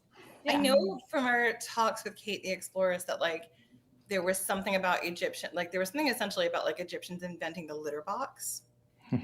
And like I was like, that's where I was going with it. I'm like, I'm not sure. We talked about My completely side note, but my dissertation ended up being sort of born out of a passage from Herodotus about cats and what he says happens, like what cats do and how they behave, where among other things, he mentions that they will run into burning buildings just like on their own accord. Like they just get like obsessed with the burning buildings and run into it. And there's a commentary from the 20s that just the one note on that passage is, this is true. what cat did we know? Yeah. Maybe a And mother then cat with their kittens inside. that is the most one is like Jenny that has been observed, but that's not just that's a bit different from cats will just run and like so the way Herodotus describes it is that Egyptians will like form lines when a house catches on fire to try to run interference to keep cats from running into the burning buildings behind them. Well, I'm glad that they care about the cats. As they should. Yeah, I mean, you know what? A crowd in Egypt, like the mob, the Alexandrian mob has been heavily documented by Roman sources, and they're very specific that if you harm a community cat in ancient Alexandria, the mob will rip you limb from limb, as they should. As they should. Yeah. Yep. Spoilers for Chaos. Yeah. If there's cats being harmed, I don't know if I can watch that. No, if something happens to Dennis, I'm out. That's it. Dennis is amazing.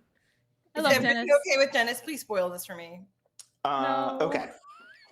Oh, I might have ruined it. I knew where it was gonna go. Just I don't prepare want yourself. any Just cat prepare getting yourself. harmed. I wrote an email to everyone, like including our guests, when we were planning this, and I'm like, all right, y'all, I'm 4 episodes in. We're gonna discuss how amazing Dennis and Dionysus are. Yes! If anything happens to that cat, I'm torching the whole series. The whole fucking Netflix should be torched. Don't fuck with cats and dogs. Netflix literally has another show called Don't Fuck with Cats. Cats!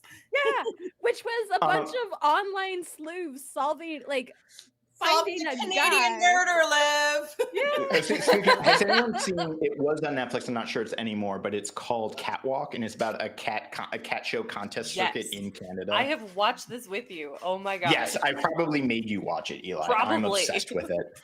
I've gone through various levels of conspiracy brain about this. Of the first time you watch it, you're like, well, this owner, she's clearly insane, and then I come around, I'm like, no, she's right. The other ones are all driving her to madness. This is a hit job. Anyway, justice for Kim. That's neither here nor there. Can I just say I did sneak off to fill a drink, but I had my headphones in so I could hear all of that without me, and I just truly enjoyed. I have not seen Chaos yet, so I was like, this is my time. I'm just gonna do it. We need to watch it and talk about it because I was telling you, there's too much pressure now. I've had 80 different people ask me about it, and now I'm the more people ask me about it, the more it scares me, and it makes it worse and then you to watch can't it. you can't review it honestly because you know that you're expected to deliver a take, and you're I'm too out of my own brain to Listen, review I'm not it. expecting to publicly deliver a take. I'm just expecting to talk about it with y'all. I'm just gonna deliver a take to Jen, and then Jen and I can discuss if my take is worthy of public consumption. I just wanted to add that M is been chatting in the chat, which is great. And she writes, main takeaway, I need to watch Chaos and not get attached to Dennis, apparently. Which I responded, that's impossible, but good luck. The cat is okay. And she texts me every day. Those are my ground rules. She's like, the show is simultaneously positioning you to care about this cat, but also sending very clear signals that don't get attached to Dennis. Something bad is happening. Pulling a Zagreus? I cannot. I think they are because Dennis is another name for Dionysus. So I think. Well, I know that. That's why. But the Zagreus it's also part, you have Dionysus and Orpheus working together, so there's a lot of Orphism. Oh, okay. I kind of. Well, then I'm happy. I feel. But it's for not to be okay, even if it's an Orphic cat. People, I think this cat. No, of course. No, you're right, Jenny. I'm not saying I'm not condoning that cat having issues. I'm talking about the show. Yeah. I also have to say, just because which makes me really happy. And they what? follow that through. There's his name is Canis or Canis. Oh yes, that's such a good storyline. It's such a good storyline, and it's followed in the mythology, and it makes me so happy that that's something they pulled out as opposed to something tried and true that they. So they just went straight to Ovid, though. Yeah, I know. Yeah, they kind of did. Yeah, it's fine. I know, but I'm glad they got that representation. They did a really good job with that story. I feel like. No, I'm sure. I'm bugging it about being Ovid, but not the actual context. But I just have to say, because you mentioned M, who's been commenting, I also it's hard for me because I get enough, but there are a handful of people who comment and message me things that I very much can recognize, and M is one of them. She's the most supportive person and everywhere. So thank you. I'm also got it live on my phone below. My sister is also in the chat. Hey, Ren. Hi, Ren. They're so supportive. There's been so supportive stuff for you. It's great. Yeah, a lot. Isn't it 1 a.m. in Japan right now or something? No, it's pretty early in the morning though. I think it's maybe Ren, text me what time it is. I don't know. It's early. I think it's 6 or 7 a.m. It's almost 5:50. Okay. Right. Sorry, I still have questions that I wrote. Okay, so this father of history, father of lies. The city of Cyrene was settled on the instructions of the Oracle of Delphi when its founder, Battus, consulted the oracle after being expelled from Sparta because his wife gave birth to a lion. God. I hate that it's not easy to decide. It really with something isn't. like that. You know what? I'm just going to answer what I want it to be instead of like anything else. Yeah, that's fair. Not wrong. Not wrong. There is no wrong or right answer. Sounds All absolutely right. like a thing Herodotus would say. I said lies Alright. because I don't think it was a lion. I think it was something else. Lies says Christy. History says Lies. Jen. I said Christy history. says and Liv, what'd you say? History. I straight up made this up. Yeah. You imitated Herodotus well. Yeah, well done. Yeah, He specializes in animals and literature, so that's not too surprising.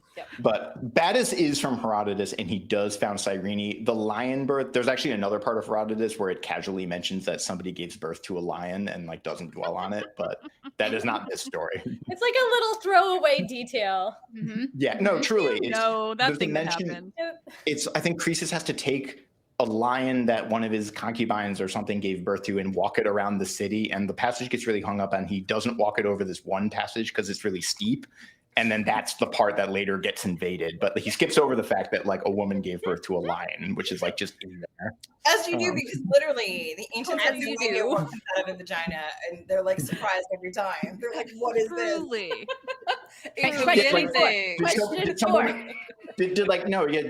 Was Croesus there and someone in his like court just had a lion cub and he's like, where did this come from? And she's like, I gave birth to it. It's my baby. And he's like, yes, of course.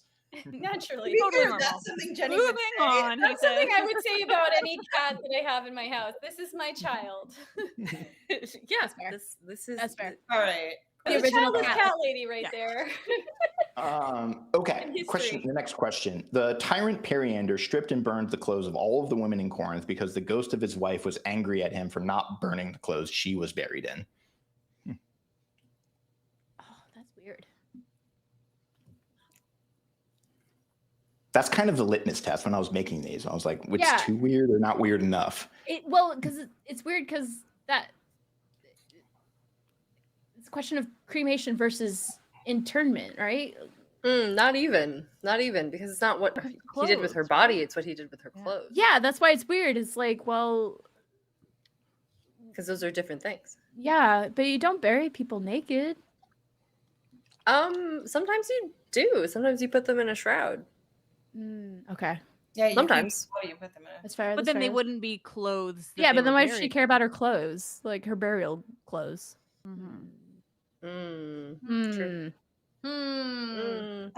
I'm But still the last- saying I'm saying history. This sounds like Yeah. weird enough to be.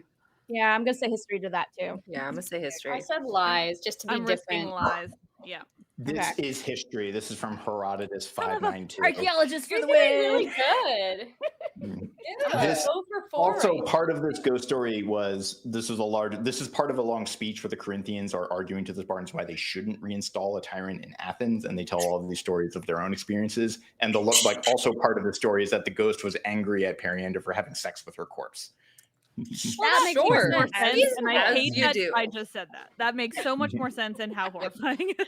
That's reasonable. I was Like, just oh, thinking that explains everything. That's why she wanted to burn her clothes and everything Yeah, else. and so his And, solution is he gathers all of the burn women it in the entire city into the temple of Hera and then takes all of their clothes and burns all of their clothes instead. All right. Well, no, Bro. that's not what she wanted. No, that's not what she wanted. It's not great. That was It's not such a a good wish. fit. All right, how are we on the tallies? Because I have been doing a bad job keeping I have track. was that our last question? Do we That have was one left? 5. That was Okay. 5. I have one more. I've only written down 4, but I got Yeah, like, I don't think. I think that was just 4, Colin. Yeah, that was We just had the Scythians. We have the Yeah. elephants. The No. women of Egypt, peace No standing elephant. up. there was No no elephant. elephant. You Oh skipped the shit! I elephant. skipped that one. Oh, I skipped that one. Okay. How dare you skip an elephant? Okay. Next question. Elephants have been observed to perform religious activities such as purification rituals and worshiping the sun and moon, and they will not board ships without solemn oaths from their trainers. Oh, that's history. This is history. This is That straight up feels like history. Yep. Although it is an animal one again, and Colin is tricky with those. So I know, but I feel like I've read this. I feel like I've read this passage. I feel like history. It's got to be This history. is lies. God damn it. Colin! You're so This- good. This is a factoid Wrong. that's in a bunch of authors, like Pliny and Cassius Dio. It's not in Herodotus. He has tons of other stories. I'm being really pedantic on this one. There's absolutely we'll- something somewhere about elephants refusing to board ships without without reassurance from their trainers. Like that Yeah. exists. Yeah. That's not real. Herodotus, but definitely I real didn't. otherwise. The fact I didn't make up, I made up the fact that it's in Herodotus. Oh, Fair enough, That's fair tricky. Very That tricky. That's was rude. tricky. Okay, that was Rude. Yes, I That felt was bad rude. about Good at that this one. game. Yep. Okay, I got 3 out of 5. I got 2. I got I got one. 3. I got I don't 3. think I got one. I don't think All that, right. that actually Oh, happened. you got one. So- You got one because we Did were I? matching on one. This, and we this got will one. be the tiebreaker for the pie. Okay. The I'm Egyptian gonna- pharaoh, Amasis, broke off his friendship with the tyrant Polycrates because Polycrates kept sending him increasingly expensive gifts and personalized poetry, which the pharaoh found excessive and off-putting. It's not about an animal, so Damn it. I don't even know on this one. okay. I'm just guessing. I'm guessing. I know what I want At it this to be. point, I don't know. Hands I'm down, gonna I want say- this to be history. I'm gonna say I'm history. saying lies. Yeah. I said history. I'm I don't know if you saying can read we'll this. Like see. this is a bunch of scribbles, but it says history. This is, you're on the honor system. I'm not being real persnickety about this, but this is lies. I made this completely up. Oh, All right. I officially is a got 1 out of story- 6. There is a story about this pharaoh and this tyrant, but it's about a ring. And then the guy saying like, everything's going really well for me. And the pharaoh's like, you should get rid of the thing you love most because like nothing great happens for everyone all the time. And so the guy tries to get rid of his ring and it keeps coming back to him. Like a fisherman finds it in a fish and shit like that. And then the pharaoh That's a hears great about this and horror he's, story. yeah. And then the pharaoh hears about this and he's like, we can't be friends anymore because something bad is coming your way. And then something bad does come his way. Colin, I love how your research interests are very apparent in these trivia questions. Yeah. Let us tell you about what happens when you get rid of the thing you love the most. You found the cult of Atargatas. All right. So what's the final tally on that? I had 3. What happens when you throw away the magic ring? I had 4. Okay, I Elijah have got 2. 4. 1. Okay. I lost. So Elijah Yeah. wins that one with 4. Yeah. So total scores, it still technically would go to Genn, who won the first 2 Fine, rounds. but I feel proud about that You're round. Mr. Julius Caesar if we're referencing the emperor. Oh, he's gonna love that. Oh, Julius Caesar's going to be so proud. Don't tell him. Yeah, don't tell him. really. He's All a- right. So- Never gonna live that one down, Jen. No. All right, you guys. So we're about 5 minutes till 6. Do Okay. we want No, like no, we have to do reading. We have Yeah, like do I have don't to know do where the reading? everyone Do is we with want like a 4-minute break before we Yes. start into the reading? I think Sounds so. great. Okay. Yes. Okay, so we'll start back Great. up at 6. Okay. Awesome. Right. All right, Andy, break time, please.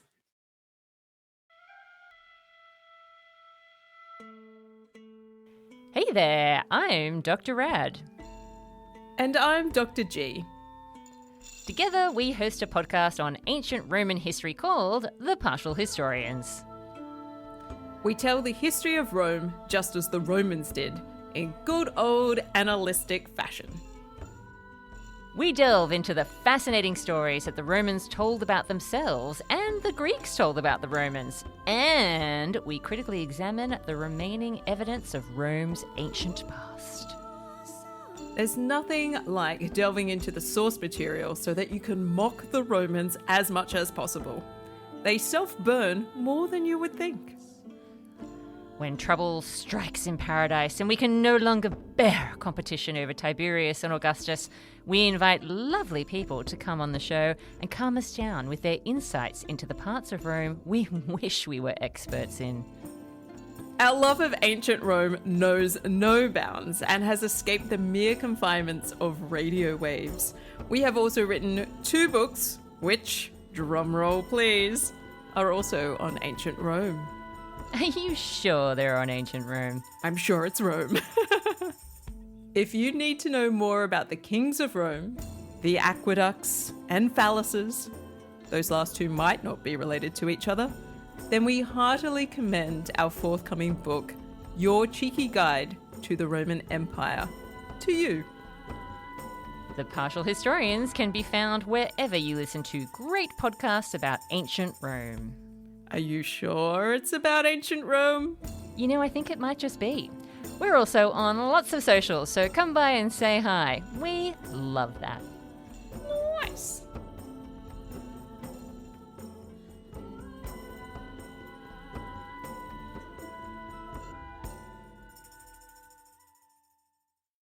Pele, Hawaiian goddess of volcanoes, fire, and rebirth. Maeve, Celtic warrior queen and nemesis of heroes. Kiyohime, Japanese fire-breathing snake demon. Pesta, Norwegian spirit of the Black Death.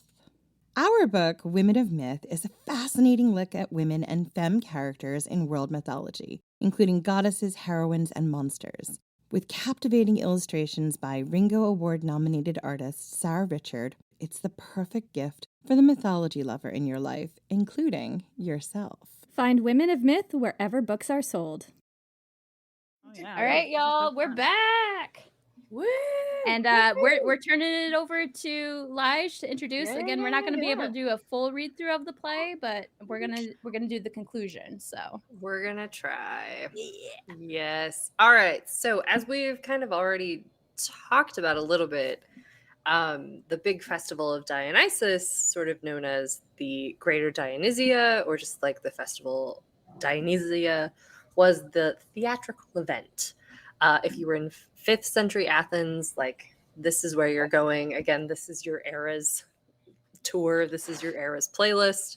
To entertain a lot of the Athenian citizenry. But like, you know, as again, we have already discussed, there has been some conversation on who is allowed to be here.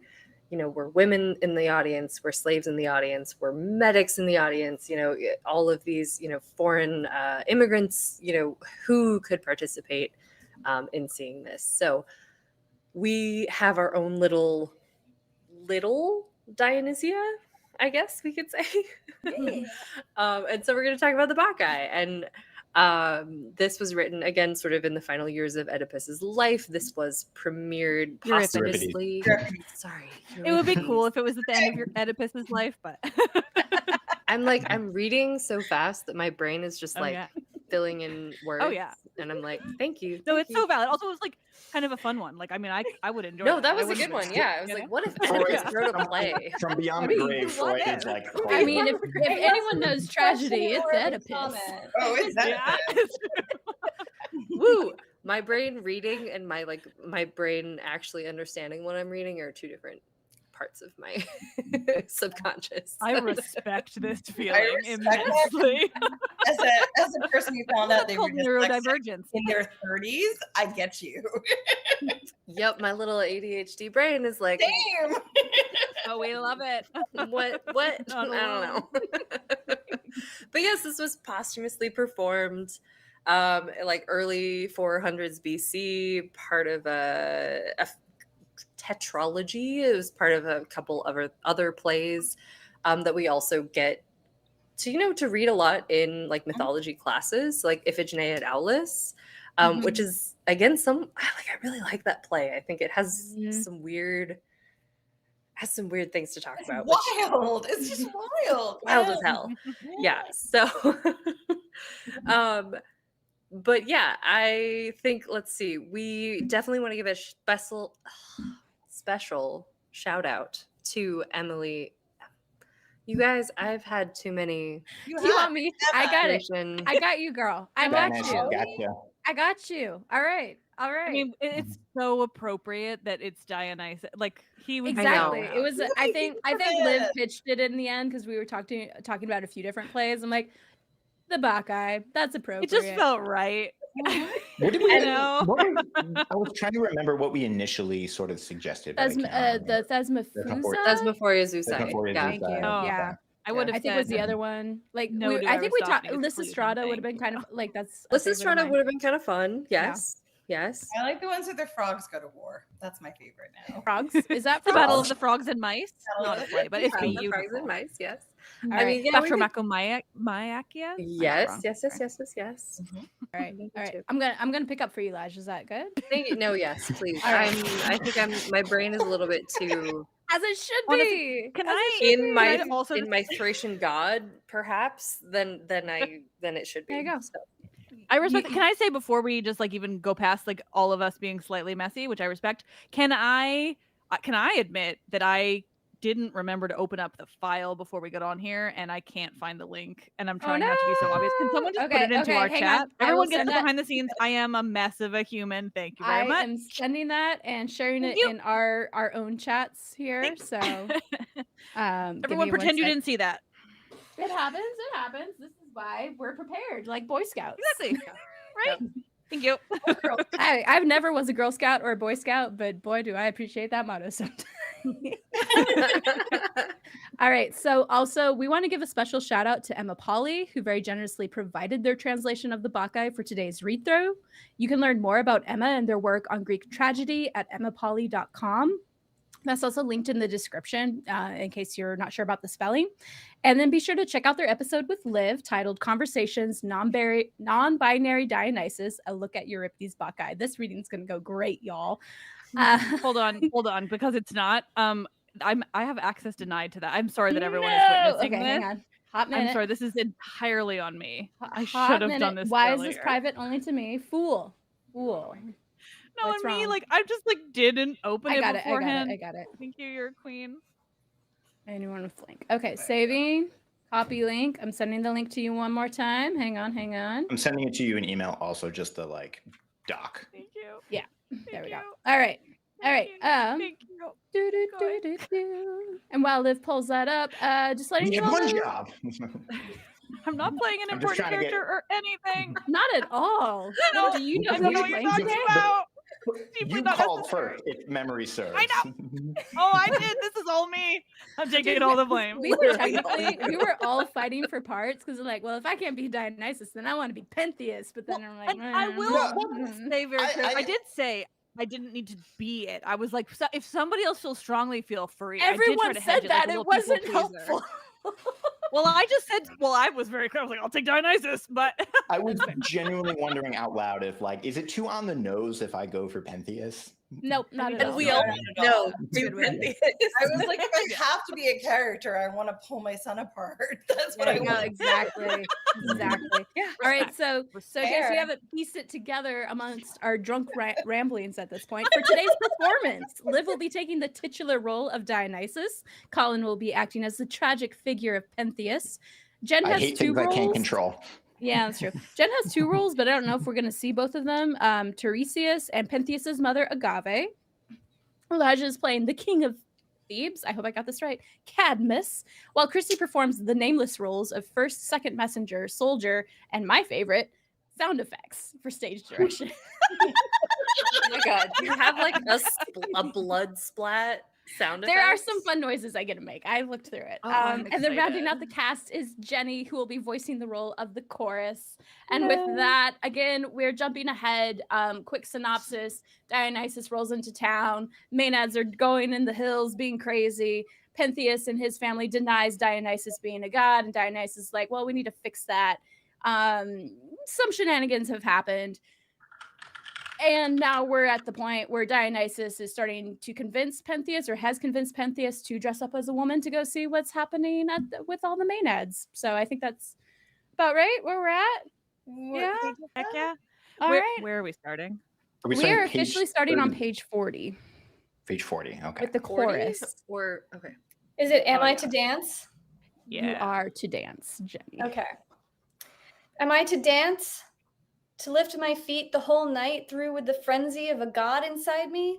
Shall I bare my throat to the dewy air like a fawn at play in the meadow where joy is green and wide? When she has outrun a panicked chase, leaped clear over the braided nets and their wielders.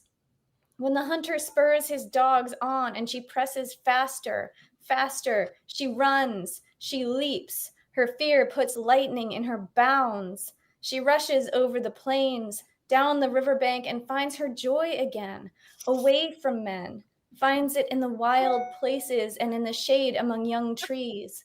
What is wisdom? Here? Now? What is the highest blessing of gods to mortals?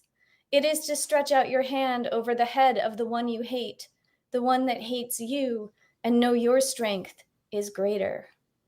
Doesn't that always feel good? The strength of a god is not roused without need, but when it is roused, it comes down implacably. It sets mortals to rights, the ones who kneel at the altar of pride, those who, in senselessness and without judgment, do not acknowledge the gods.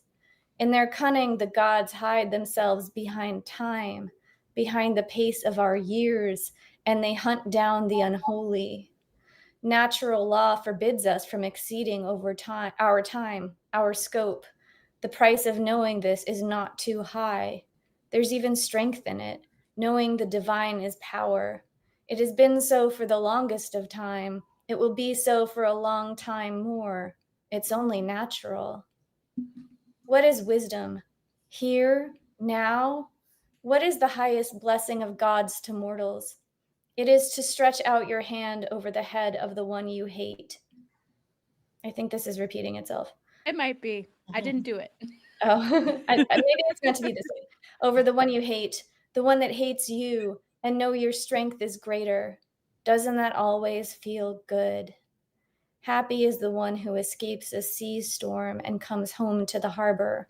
And happy is the one who stands against their hardships. Happy are they who endure. One man may exceed another in his own way, in wealth, in power, countless hopes for yet more countless people. Sometimes hope wins out, gives us riches, and sometimes it doesn't. Sometimes we fail. But the one who can live in spite of this, who is happy day to day, that one is blessed. Dionysus re-enters, pausing in the doorway. Come on now. So eager to see what he's not meant to see. So eager to chase what must not be chased. Pentheus, I'm talking to you. Come on out of the house. That's right, out where I can see you. I want to see you dressed to the nines in women's wear. Not just a woman's, a Maenad's, a Bacchant's, a spy amidst your mother and her retinue. Pentheus enters, wearing the clothing Dionysus has previously described. My goodness, a daughter of Cadmus, you look really pretty. I can see two suns, I think. Two sets of 7 gates around the city, 2 Thebes, and you. You're the bull. You look like a bull right in front of me, leading me on. I can see horns on your head. Were you wild before? A beast, not a person. You're a bull now. I'm sure of it. It's the god's presence. He walks with us. They weren't feeling very gracious before, but now they've declared a ceasefire. You're seeing what you should see. How do I look? Is this like how Ino stands or Agave, my mother? Spitting image, uncanny. But here, this lock of hair has come loose. It's not where I put it, under the headband. I had done that inside. I was practicing Maenading, tossing my hair and all that. Of course you were. Come here, I'll fix it. That's what I'm here for. Hold still, head straight. Dionysus fixes his hair. All right, all set in order. I'm all yours.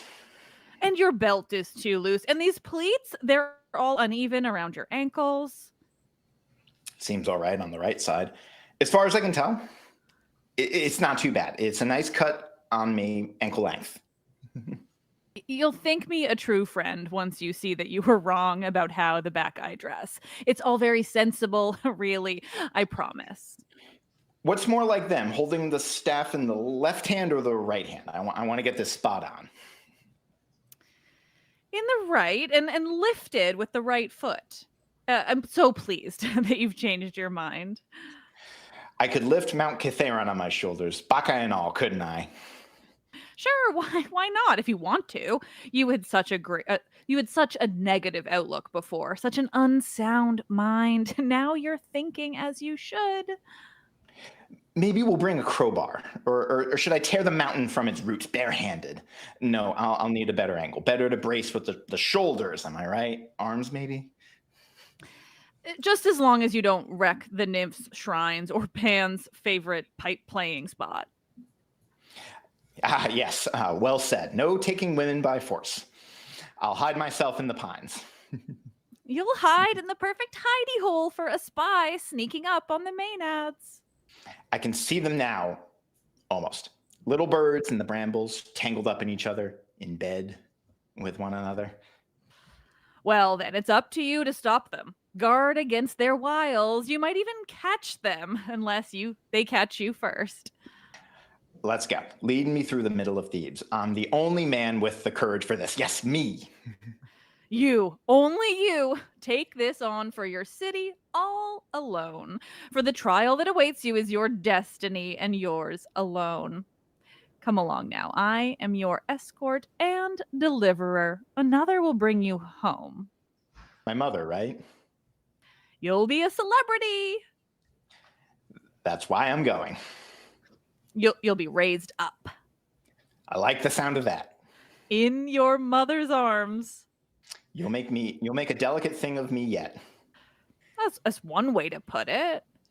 I'll get my just reward. You're terrible. Just terrible. Pentheus exits. And what meets you will be just as terrible. Get ready. You will find glory, a fame that touches the sky. Embrace your son, Agave, and your kin too, all you daughters of Cadmus. I am taking this boy to his debut, his greatest exhibition, and I'm going to win it, me and Bromios together. Stay tuned for further developments. Dionysus exits. Go! Go! To the mountain, go! Go, quick hounds of madness. Run to Cadmos' daughters and their band. Incense them against the one who comes in women's wear. Like a mad thing, the spy comes to the Maenads. His mother will be first to see him hiding in the crags or behind a rocky spar, scoping them out. She'll call out to the Maenads, who's here to eavesdrop on Cadmos' mountain-bound daughters? Who is it who comes to the mountain? Who is it who comes to the mountain, Bacchae? What could have borne him? No woman's blood has borne him. A lion's whelp or a gorgon, one of the race of monsters, let justice show herself. Let justice bear her sword. Let her open the throat of this man. Let her cut down the son of Echion, the man who sprang from the earth, Atheon, Anomon, Adikon, ungodly, unlawful, unjust. He comes with violence in his head and injustice in his heart. With this, he goes against your worship, Bacchus. With this, he desecrates your mother. With his wits incensed and his will in uproar, he's on his way. He comes to conquer the unconquerable. Death will teach him temperance. In matters divine, there is no excuse. A mortal life can be without pain. I don't begrudge wisdom. I do take joy in trying to find it. But there are other things, great things, things I can know. I'd like to set sail towards a good life, to live well day and night. I will cast away injustice and I will honor my gods. Let justice show herself. Let justice bear her sword. Let her open the throat of this man. Let her cut down the son of Echion, the man who sprang from the earth, Atheon, Anomon, Adikon, ungodly, unlawful, unjust. Dionysus, show yourself. As a bull, as a serpent with many heads, as a lion with fire for a mane. Go, Bacchus, throw the fatal noose to catch the Bacchae's would-be hunter. Let him fall to the Maenads. Let him fall to the throng. and do it with a smile. Second messenger enters. Hey, that's me. This house was great once, blessed out of all in Greece, the house of Cadmus of Sidon, who sowed a crop of dragon's teeth in the earth and reaped a harvest of earth-born men. I'm sorry for you. I'm only a servant, but I am sorry. What is it? Do you have something to tell us? Pentheus is dead. Echion's son is dead. Oh, Dionysus, Lord and Lady, you have shown your glory. What? What are you saying? You can't be happy about the fall of this house, the evil that has come upon it. In case you haven't noticed, we're not from here. I sing in a key that was born far away from here, and you cannot threaten me with chains. Do you think there are no men left in Thebes that will do it? Dionysus! Dionysus has me for their own, not Thebes. I understand that, but we are undone. To take joy in that is wrong. It is impious, ladies. Go on. Tell me how the blasphemer died. All right, well, we left Thebes' houses behind, crossed the river Asopus, and began the climb of rocky Kithiron. Pentheus and I was following my king, and the stranger in the lead. When we got to the site, we settled into a grass-covered valley, keeping our tongues and footsteps silent so we could watch without being watched ourselves. It was a cleft in the rock surrounded by cliffs, well-watered, canopied over with pine branches, where the Maenads had established themselves. They were keeping their hands busy with workaday things. Some were remaking their ragged staves, twining long ivy about them. Some chased each other like horses at play. Still others sang, calling back and forth to each other, some song about Bacchus. But Pentheus wasn't happy. He couldn't see the group of women from where he was. He said, "Stranger, I can't see them from here. No sign of the Maenads. We need higher ground. If I climbed one of the tall pines, I might be able to get a better view of their shameless raving." And then I saw the stranger work a miracle. They took the highest branch of a pine tree in their hands. I don't know how. He pulled it down and down and down until it touched the dark soil. It traced an arc like the curve of a drawn bow or part of a circle scratched out by a compass. Thus did he, with his hands, nothing else, bend the pine bough to earth. Human beings can't do that. He settled Pentheus on the branch and let the tree straighten itself out again, guiding it gently with his hands, making sure its cargo didn't go flying off, until finally the pine stood straight again, with my lord and master crouched on its back, right where the Maenads could see him, better than he even saw them. He was sitting duck up that high, and the stranger was nowhere to be found. But there was a voice, out of nothing, out of the air. It must have been Dionysus. The god cried out, "He's here, ladies! I've brought him! The one who laughed at you, at me, at my worship. Avenge us!" He spoke, and a pillar of sacred flame breached heaven and earth at his words. In silence, the leaves of the trees hushed themselves, and the beast made no sound. You wouldn't have heard a thing. The women bolted to their feet and tried to investigate. And the god rang out again, and this time the daughters of Cadmus knew it was Dionysus's command. Doves could not have been quicker than them as they surged forward, sprinting with quick footfalls. Agave, his mother, then her sisters, then all the Bacchae behind them. They leaped over broken cliffs and streams swollen with the snowmelt, with the god-breathing frenzy into them. When they caught sight of the king perched in the pine trees, they threw stones for their missiles, first pebbles, then boulders. From a high rock opposite the tree that they'd scaled, they threw pine branches like javelins, and still others used their staves as spears and launched a volley of those at Pentheus too. But they didn't hit home. He was sitting at too great a height for even their energy to reach. But they'd got him cornered, with no escape route. As a last resort, they pulled up oak branches, lightning fast, using them like iron crowbars to gouge out the tree's roots. When even this didn't work, Agave called, "Come on, circle the trunk, every Maenad to a branch. We'll bring down this crouching beast, make sure he won't go spreading the secrets of the gods' rights." 1,000 hands seized the pine tree and uprooted it. From that great height, Pentheus fell, screaming, long and loud. It has clicked. He knew he was done. His mother was the high priestess. It was her right to go first, to begin the killing. So she threw herself at him. He tore the headband from his head so that she would recognize him. Oh, poor Agave. To stop her from killing him. He touched her face and said, "It's me, mother. It's me, your son. It's Pentheus. You had me in Echion's house. Mercy, mother, please. I know I messed up. Please, please, don't kill me. Don't kill your son." She was foaming at the mouth, and her eyes roved everywhere. She wasn't thinking clearly, or at all. Bacchus had hold of her. She didn't listen. Grabbing his left forearm in her hands, she braced her foot against his bruised ribs and tore the arm from his shoulder. It wasn't her own strength that did it. The god had given her hands some of his own.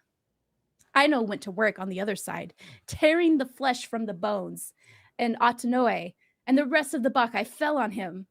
There was so much noise, all of them together, him groaning with all the breath he could get and them raising their victory cry. One carried off an arm, another a foot, still shod. His ribs were stripped bare, and with bloody hands they threw what was left of Pentheus around like they were playing catch. His body lies all over the place, some in the cracks in the rock, some in the canopy deep in the forest. It won't be easy to find. His wretched head, his mother got that in her hands. She speared it on top of her staff like a hunter who brings a lion home down the middle of Kithiron, leaving her sisters behind in the Maenads' dances. She's coming home, rejoicing in the cursed quarry she caught, bringing it inside the walls. She gives Bacchus partial credit, her partner in the hunt, her brother in arms, the most illustrious victor. Her only prize is tears. I have to go. Get out of the crossfire before Agave sets foot back in the house. Temperance. Temperance and honoring the gods. It's the best we can do. It's the smartest thing mortals can choose to do. Exit. Dance in the name of the god Dionysus. Raise up your voices for the fall of Pentheus, son of the dragon's teeth, son of the earth-born, dressed in women's garb and a fennel staff. He went straight down to Hades. The great bull led him by the hand to disaster, to death. Cadmos's Bacchae, you have achieved the glory of glories, but for you it is wailing, for you it is tears. What a great thing, what a fine thing, for one's hands to drip red with blood, blood of a son that you struck down. But look, Agave comes home. Pentheus's mother comes home with her eyes rolling. Welcome her to the revels. Welcome her with the god's own joy. Bye-bye! Sorry. You're good. Go. What's got you so excited? I've come from the mountain. I brought home a new cutting, a fresh sprig to adorn the halls, a blessed quarry. I can see that, and I welcome you to the dance. I snagged him, me on my own. No ropes for this wild young lion. See for yourself. From what wilderness? Kithiron. Kithiron? Killed him. Who struck him down? Me! I was first. The honor is mine. They sing of me in the revels. They call me Agave the Blessed. Anyone else? Cadmus's. Cadmus's what? His daughters, my sisters. They only got to the beast after me. After me. We got lucky in this hunt. So lucky. Come on, share in this feast with me. What? Share it, you poor woman. It's a young one, too. See how the hair is so soft on the sides here and longer on the top? He certainly looks like a beast with hair like that. A wild beast. Bacchus is a huntsman indeed. He was so smart in setting the Maenads on this wild thing. Oh, they are. Our lord and lady is a hunter. Won't you congratulate me? Congratulations.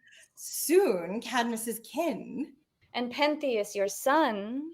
He'll be so proud of his mother for catching this prize, the lion's share. Remarkable. Remarkably done. Are you pleased? Ecstatic. It was amazing. I did something amazing in this chase. Look what I caught. So floofy. That is in the text. It's in the text. Absolutely in the text. Bigger. This mother of lies. Yes. So show them, oh great and terrible woman, show them your hunting prize brought home in victory. People of thieves, this fair towered city, all of you, come see what I've caught. The prey that the daughters of Cadmus have snared in the hunting, not with thrown spears like those in Thessaly, not with nets, but with our own fingers, our own arms. What use is there in boasting of our skill in spear making? It's all in vain. We did this. We caught this wild beast, barehanded, and scattered his joints to the wind. Sorry, Jake. Where's my old father? Tell him to come. Where's my son Pentheus? He should have this. Tell him to bring a ladder with him. I, too, want him to mount this on the lintel, this lion that I caught for him, brought here for him. Cadmus enters, bearing the rest of Pentheus. Come on, bear that wretched burden. Oh, Pentheus. Come on, right here, right before the house. This wasn't easy to find. I searched all over the Kithaeron, finding the body, the scraps. I brought it back. Some was thrown to the trees, some was thrown to the rocks. It was hard to retrieve. I've been informed of my daughter's activities, but only when I was already out of the city, on my way back, trying to get to the Bacchae with old Tiresias. I turned right back around to the mountains. Now I escort my grandson home, slain by the Maenads. I saw Autonoe there, Actaeon's mother by Aristeus, and I know my girls still strung to madness among the oaks and the pines. I was told Agave was on her way here, Bacchus' spirit in her steps. It seems they were right. I see her. It is a curse to see her. Daddy, we've brought you bragging rights. The world, bragging rights. We brought you bragging rights, the right to say you have the finest daughters in the mortal world. All of us, well, mostly me, we left the loom behind and went on to bigger and better things, to the bare-handed hunt. I have the victory spoils right here. See? I brought them here for you to hang up in the house. Here, you should hold them, Daddy. Be proud of our catch. Tell your friends. Have a feast. We are blessed. Blessed for what we've done. Oh, Pentheus. Grief beyond measure. I can't look not at what you've done with murderous hands. You've thrown down a fine sacrifice to the gods, and you would call all of Thebes to a feast for it, to your misery, greatest of all, and then to my own. A god has destroyed us justly, but this is too much. The Lord Bromios has destroyed us. He's our family. You're getting crotchety in your old age, and your eyes are just sad. My son will be a good hunter. He takes after his mother when he takes a kill with the rest of the Theban youth someday. And all he does now is rail against the gods. You should really scold him for that, Daddy. Can someone call him out here so he can see my stroke of luck? Look! Oh, shit. You'll know pain when you realize what you've done. If you stay like this forever, you won't be all right. But at least you won't know how not all right you are.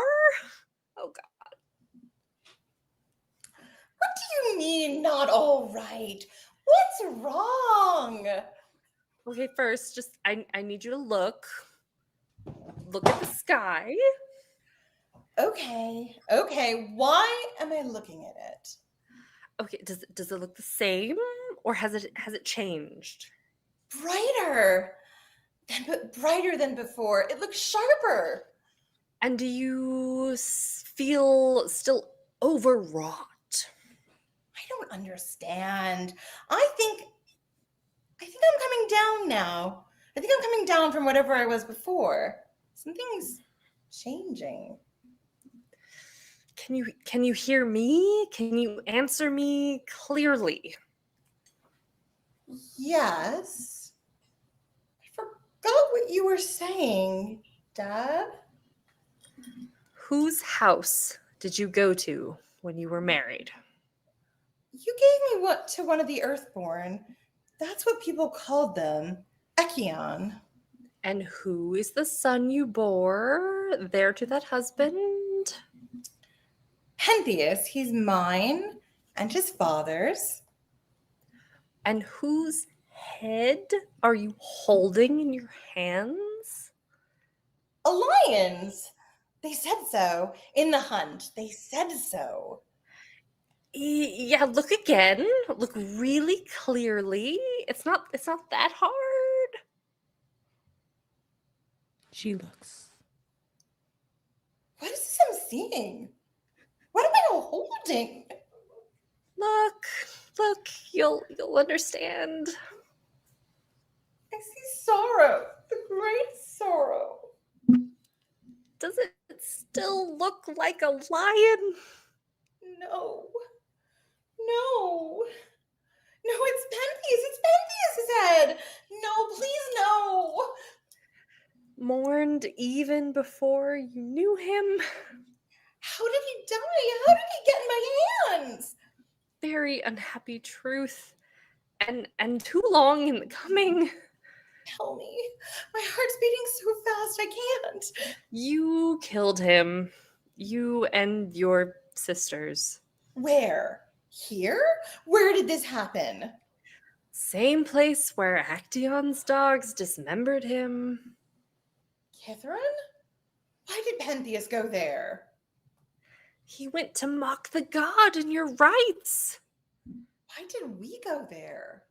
You were possessed. You and the rest of the city had Bacchus within them. Dionysus? He's destroyed us. I understand.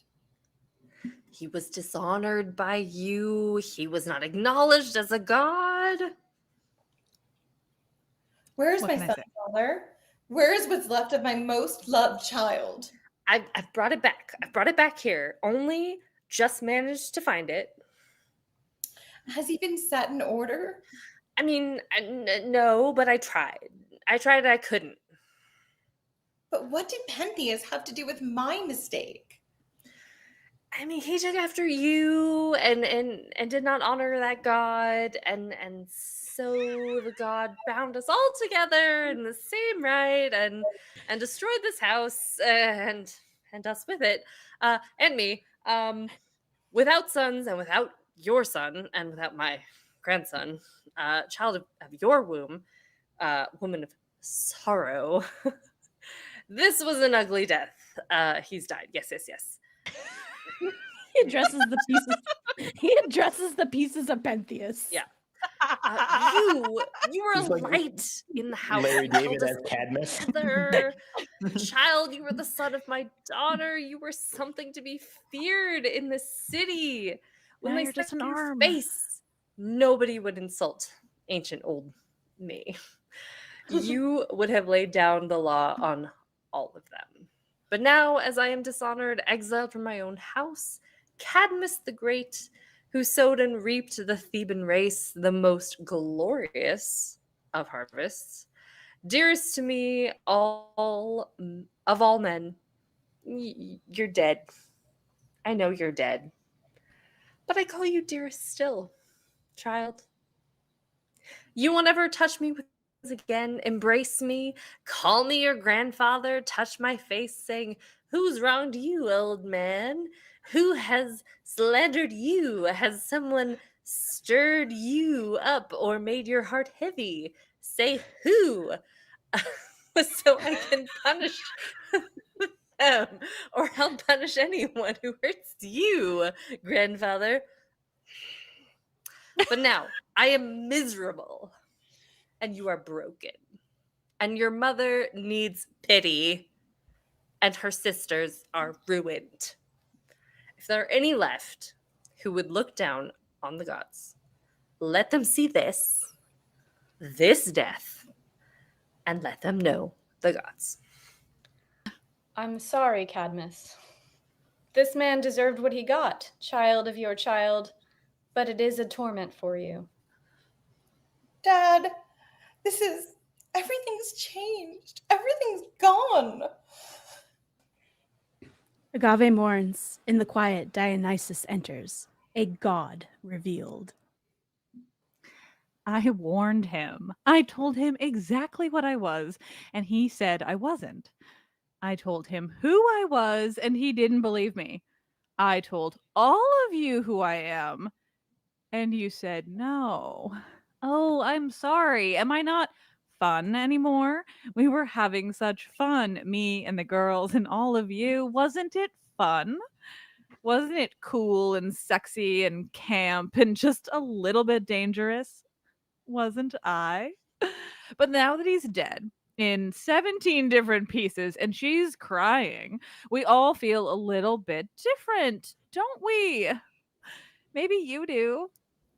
You didn't have to kill him like that, though. That was cruel to fuck with his mind like that. Maybe I fucked with his mind. Maybe I didn't. You'll just have to argue that one out amongst yourselves for another couple thousand years. But I definitely killed him.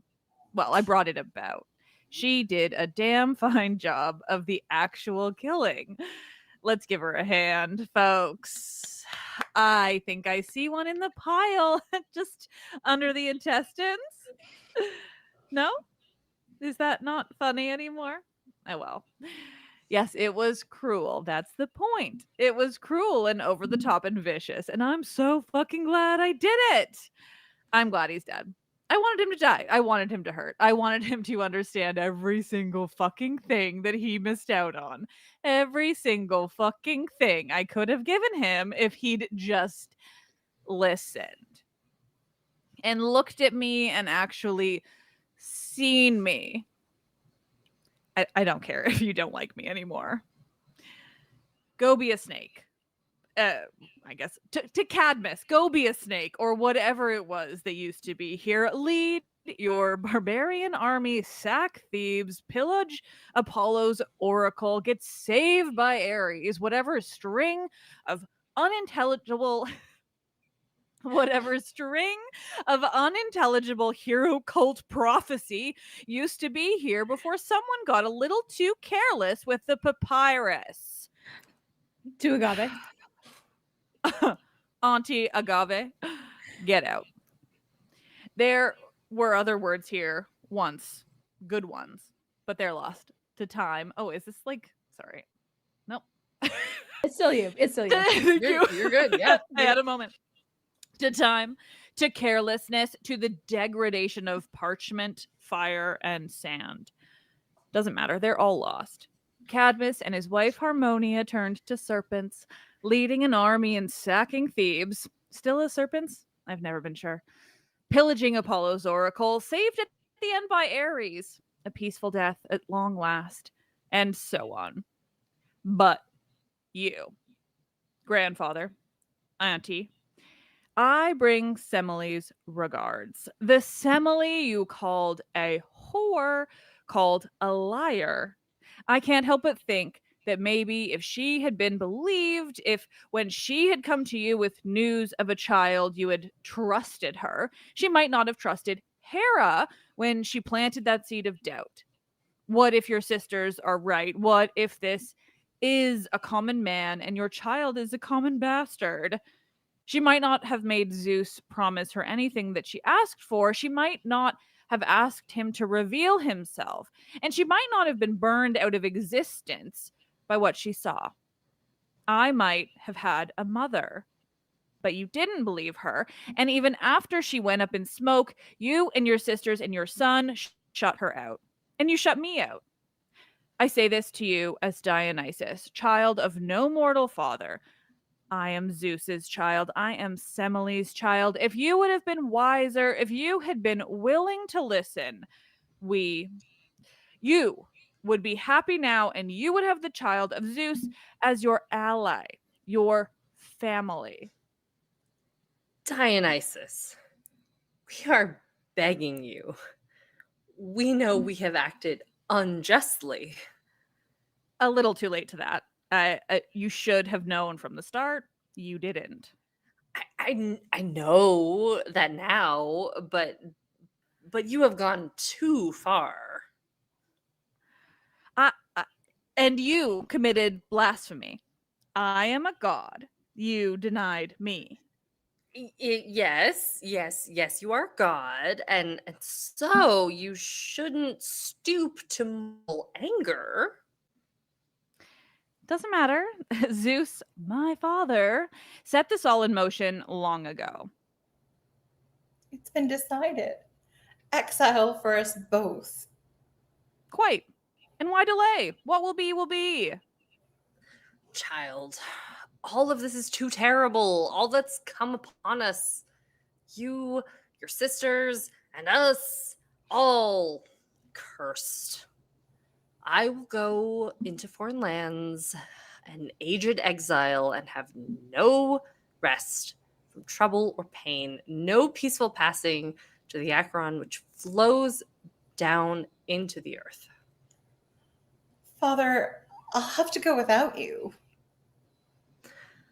What's all this, my poor child? You look like a little swan, wings outspread over its worn-out parent. Where should I go? I don't have another home to go to. I don't know, my girl. Your father can't be of much use to you here. She straightens and breaks away. Goodbye. Goodbye to the palace. Goodbye to my city, my country, my home. I leave you in pain. I leave you in pain for more pain in my banishment. Go now, my child. My Aristeus land. I grieve for you, Father. And I for you, my child. For you and for your sisters. It's a terrible thing that Dionysus has done to us and our house. And terrible what was done to him, for his name had no honor in Thebes. Goodbye, my father. Goodbye, unhappy daughter. It will be hard going for you. Agave draws herself up. See me out, ladies. It's the least you can do. I'll fetch my sisters to accompany me in the journey. I will go where sullied Kithaeron can no longer see me, where I can no longer see Kithaeron, where there are no fennel staves to be found. Leave it to the rest of the Bacchae. Cadmus and Agave are led to separate exits. Chorus exits. Dionysus is alone on stage. Dionysus has already to be like big dramatic music. Hit the microphone with the wine glass because that's what Dionysus would do. Absolutely. There it is. There you go. Acid jazz. That is exactly the sound. Yes, thank you. It's Jake, a take Oh hard. it my out. god, And you guys, all of you were amazing. That was amazing. all right, That I was got- I- legitimately so much fun. I'm Eli, so sorry for did- Jake. He wouldn't stop crying, and then I was like, That was "Rob." the great. No, that was the greatest addition you could have possibly ever made. The depth that it added to be holding up your dog as a lion's head slash the son of the head of your son. I'm your sweetie. He did All real right. good. He did. Playing the severed head of Pentheus. So good. This is severed head of Kudos. Crosses. Kudos you all. Thank you. That was That's so right. He fun. was the severed head of. He was playing the severed head of Crosses, playing the severed head of Severed head of Pentheus. Pentheus. Also, A very Emma, layered part, if you think about that it. translation is glorious. Love It's it. good. Oh my god, yeah, Emma. Yes, Well So good. done. Emma. I mean, Emma, thank you so much. We really appreciate it. You do. truly. I don't know if you're listening or not. We've not had you on Fangirl before. We would love to have you on maybe sometime late 2025. We're a little busy at the beginning, but we love you. Yes. And love thank We you, got Emma. contact info. Emma's the best. all of Jake. This is Jake's performance. He's a good little baby. He doesn't stop crying. That's why he needed to be in. He did amazing. You work. know, he played name- Pentheus as Yeah, I a was dead gonna say. lion very As a well. dead He lion, was as the a real head. He was Well. dead lion head of Pentheus very Yes, well. He did real great. He really embodied the role. He did. Uh-oh, we lost. Oh. Okay, we're good. Oh. All right. Well, Ooh. we're past time, but God, you guys, No, it was it so doesn't- much fun. So Yeah. I'm gonna do some closing remarks for us all to sign us out.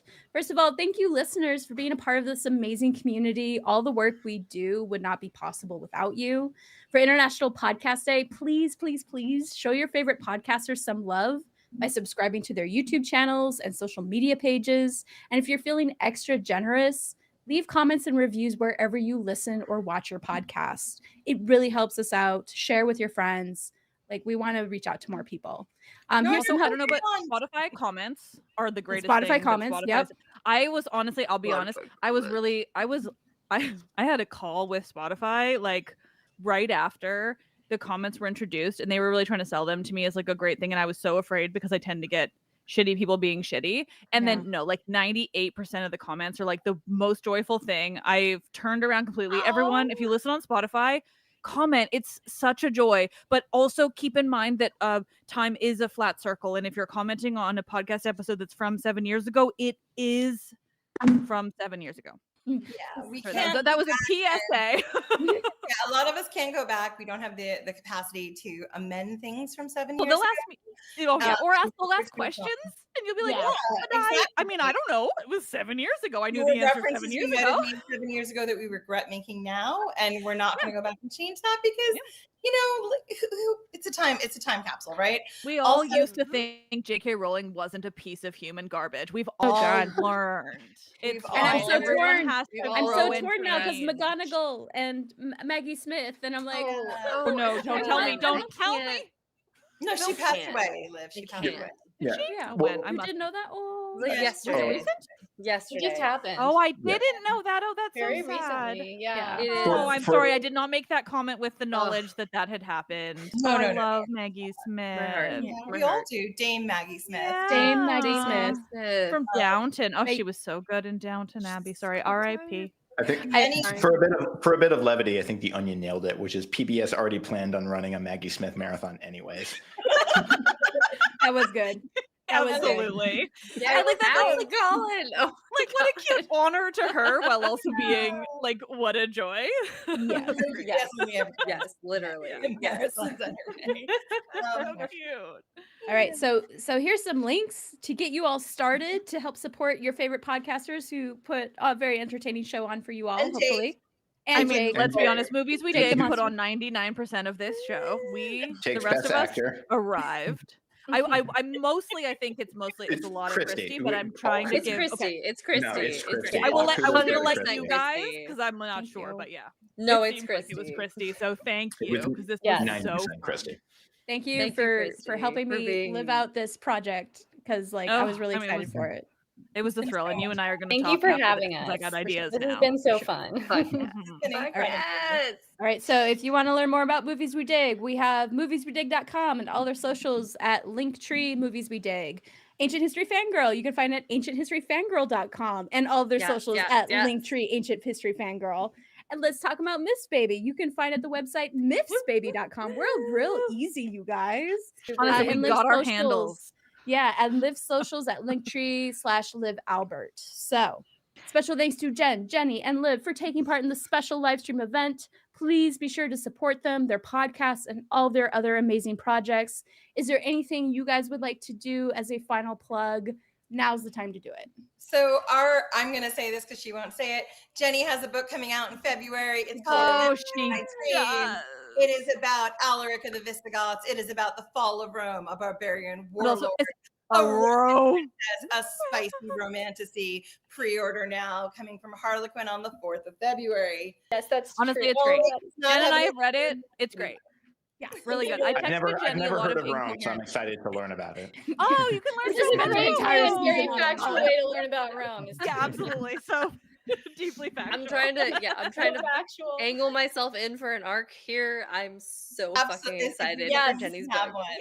I'm so glad you asked. Great. That can be I texted a lot of incoherent things when I first read it because I read it and Jenny and I had like a late night conversation where I was like, I don't have formal words. I just have to tell you that I'm now obsessed with your characters and I'm really annoyed that it has to finish and I'm just going to need you to start writing the sequel immediately and tell me everything about it. So yeah, get on it, Jenny. Make it happen. I'm doing that. She is.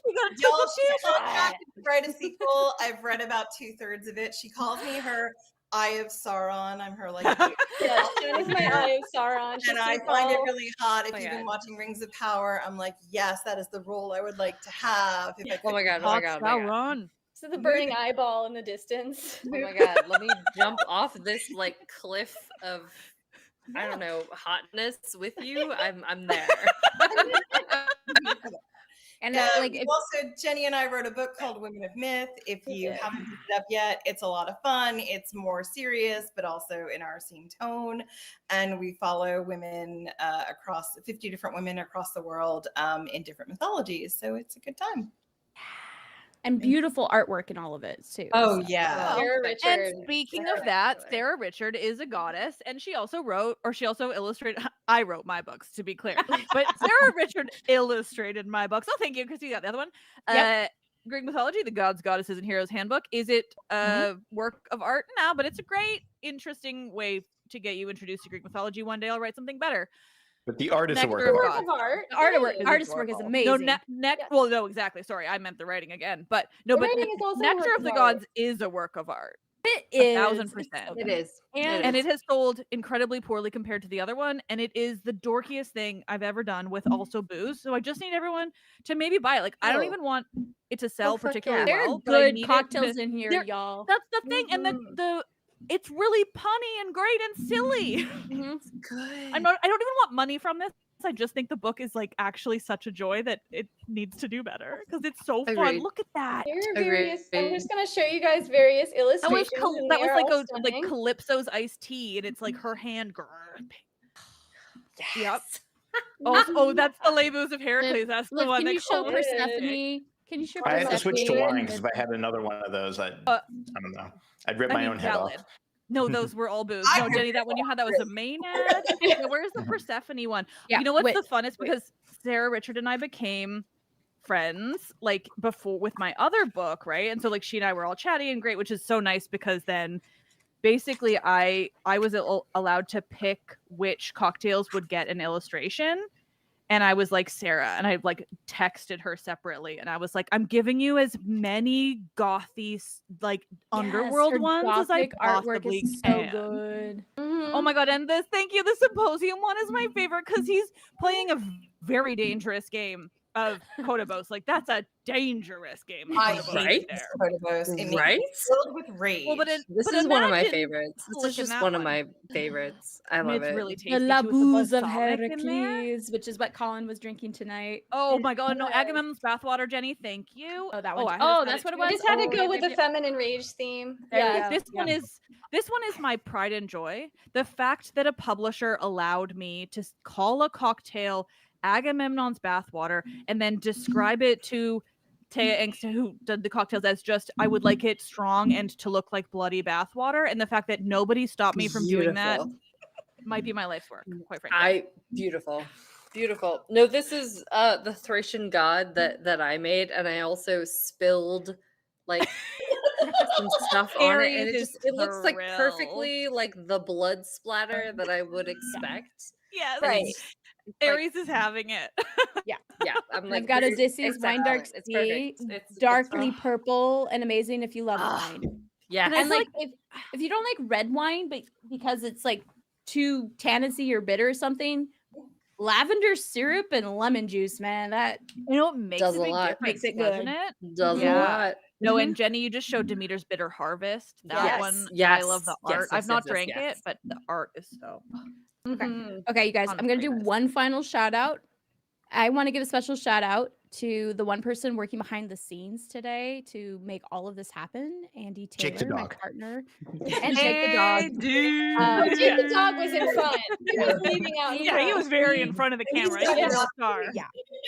So special thanks to Andy because Thanks, Andy. He's Thank the you, one who gave me the Andy. courage to try this whole thing, and I think it went really well. So I'm Fucking So baller. fun. Thank you, Andy. Thank you. Thank All you, right. Christy. Yeah, Thank you, Christy. Thank you, Christy, Christy. for being a fucking baller. Thank you, Yeah. Movies We Dig. Yeah. Thank you to everybody. and if everyone likes it, let's do this again next year. Yeah. 1000%. Hell yeah. Mm-hmm. I'll be there. Jake will be Thanks there. for watching, people, too. Yeah, whoever thank you was. for like chat. You guys are awesome. chat's Like I didn't have been to like boot fun. anyone, which is good because I don't Y'all have are the capacity incredible. to do that. So No, Next, I'll get on this chat is and start just so fun. trolling. M says it gave Get major sleepover vibes, and I think that's a great compliment. Accurate. Next year, That is the best compliment we could ever have. hot Actually. take. Next year, we Yes. just do a sleepover. We lock ourselves in a Yes. room. Yes. for Yes. 24. I'm there. Let's I do have some it. really nice PJs. There, I remember. Yeah. I love that. I know Totally. way too much about your life, Jenny. Where I I'm have like, silk wow, when Jenny bought PJs. They're those. very nice. This is one of I my remember when Jenny pandemic bought her nice buys. PJs. It was a We whole invite plot Jake point the in dog our next year. friendship. It was. I'm like simultaneously pitching a Yeah, podcast, yeah. but also a horror movie. Yeah, we'll all be in the same And that's time why zone. We can go wild. I'm there. Yes. And Colin, I 100%. just have to ask, as the single white dude, straight guy in this whole group, Sorry. The masculine but energy. a cat lady Yes, that's amongst me. cat ladies. Stop, ladies. How was this for you? Oh, I had a great time. And this is a weird. I had a weird, like, surreal moment where, like, during the pandemic, when I emailed Eli and was like, "I'm starting a movie podcast," and then like 4 years later, I'm looking. I'm like, how did my life like get to this point? How But, did we like, get here? I'm not. How did we get yeah. here? It was like two I'm friends, not. I'm not. and we were like, upset, I'm not upset about it. I'm not Yeah, upset no. the either. internet. none of this. I have learned so much about making friends via nerdery on the internet through this Yeah. podcast, Yeah. and it is truly like the best thing. I mean, I met those two It's nerds. real. I'm pointing below as if you all know where the 100%. screens are, but I'm talking about Jen and Jenny. Look, But I met them through the show, and now all of you. Like, it's just so fun. Yeah. Hell Honestly, yeah. I just didn't want to like. I just didn't want to harsh anyone's vibe. That's not. You did no. It are- was so there was fun. No Thank vibes you. were harsh. Yeah. No you. vibes were You harsh. guys, No Colin, we vibes love were harsh you. in this episode. Thank you to my co-host for like taking on some parts of it, so I got some sleep last night. Look, as winner of the quiz this year, I will do the pub trivia quiz next year. As Miss Yes, Juliet please. Caesar. Yes. As Julius Caesar, I will channel that bitch down in here. She I does will- I didn't that a want to. lot. I didn't want to say this because, like, when we were planning with Chrissy, I'm like, well, like, I gotta host it because if we compete, I'm gonna fucking crush all these nerds. But I don't know. Get out. Her and I are gonna bring some real random shit. all right, that's what I'm here. I'm gonna make some weird shit. I hope you're. Always, always. That's what I Real count on you random for. trenches, To- the Malaysia, we're here for it. Yeah, that's what I count on you for, Colin. All right. Whoever is still watching, I will say, like, this is so fun. I feel like we need to do this maybe more often than International Podcast Day. You and I, Christy, we're gonna chat because, like, Okay. That this sounds could be wonderful. fun. Oh, yeah. I agree. I'm 100% behind that. So if you guys are watching, listening, give us likes and subscribes and Yeah. smash that like button, whatever, so we know Yeah. that you like this and want to see more of it. Damn Okay. right. And for those of you who Oh. don't know, because Jenny and I have referenced it, in the Bacchae very famously, Crassus, the fucking Crassus, that fucking dude, was killed during his Parthian campaign, and his head was used as a prop in the Bacchae as Pentheus's head. The Robins were fucked up, and I respect them for In that. a community theater production of the Bacchae, and you know that's one account of what happened to Crassus. It may That's not obviously be the account I subscribe to. It's the one. It's the official account of Crassus's death of our podcast. Yes. I do have to say, Jen, speaking of, I suppose not Crassus, but maybe I'll just on a leap say, speaking of Julius Caesar, we have had a request here in the comments. I see that in the chat, request that. Wait, sorry, they're moving up. I see it. Thank you. Can we get Julius Caesar as a guest next year? Yeah. Oh, And we'll then try we real had a hard. reply of We'll I do miss do the our ghost best. of JC. Well, we have Julius Caesar vaguely We in have the to room. I think that my time is far better spent watching tiny homes than spending it here amongst you, unless potentially I could host the trivia and I could give you the truest of facts about both my life and the life of the great Father of lies. Father of lies. He's father of propaganda. Let's be serious. And I will allow Jake to be my co-host as long as he is silent. If he speaks, I will send him out into the cold. Really sacrifice him to the nest. I love it. I love it. I love it so much. I think someone needs There we go. We've already had applause for a Julius Caesar appearance. All right, you guys, I'm going to play our fun music as an outro. Dance your way out. Have a wonderful night, and let's do this again. Yeah. I love y'all. It was amazing to be here.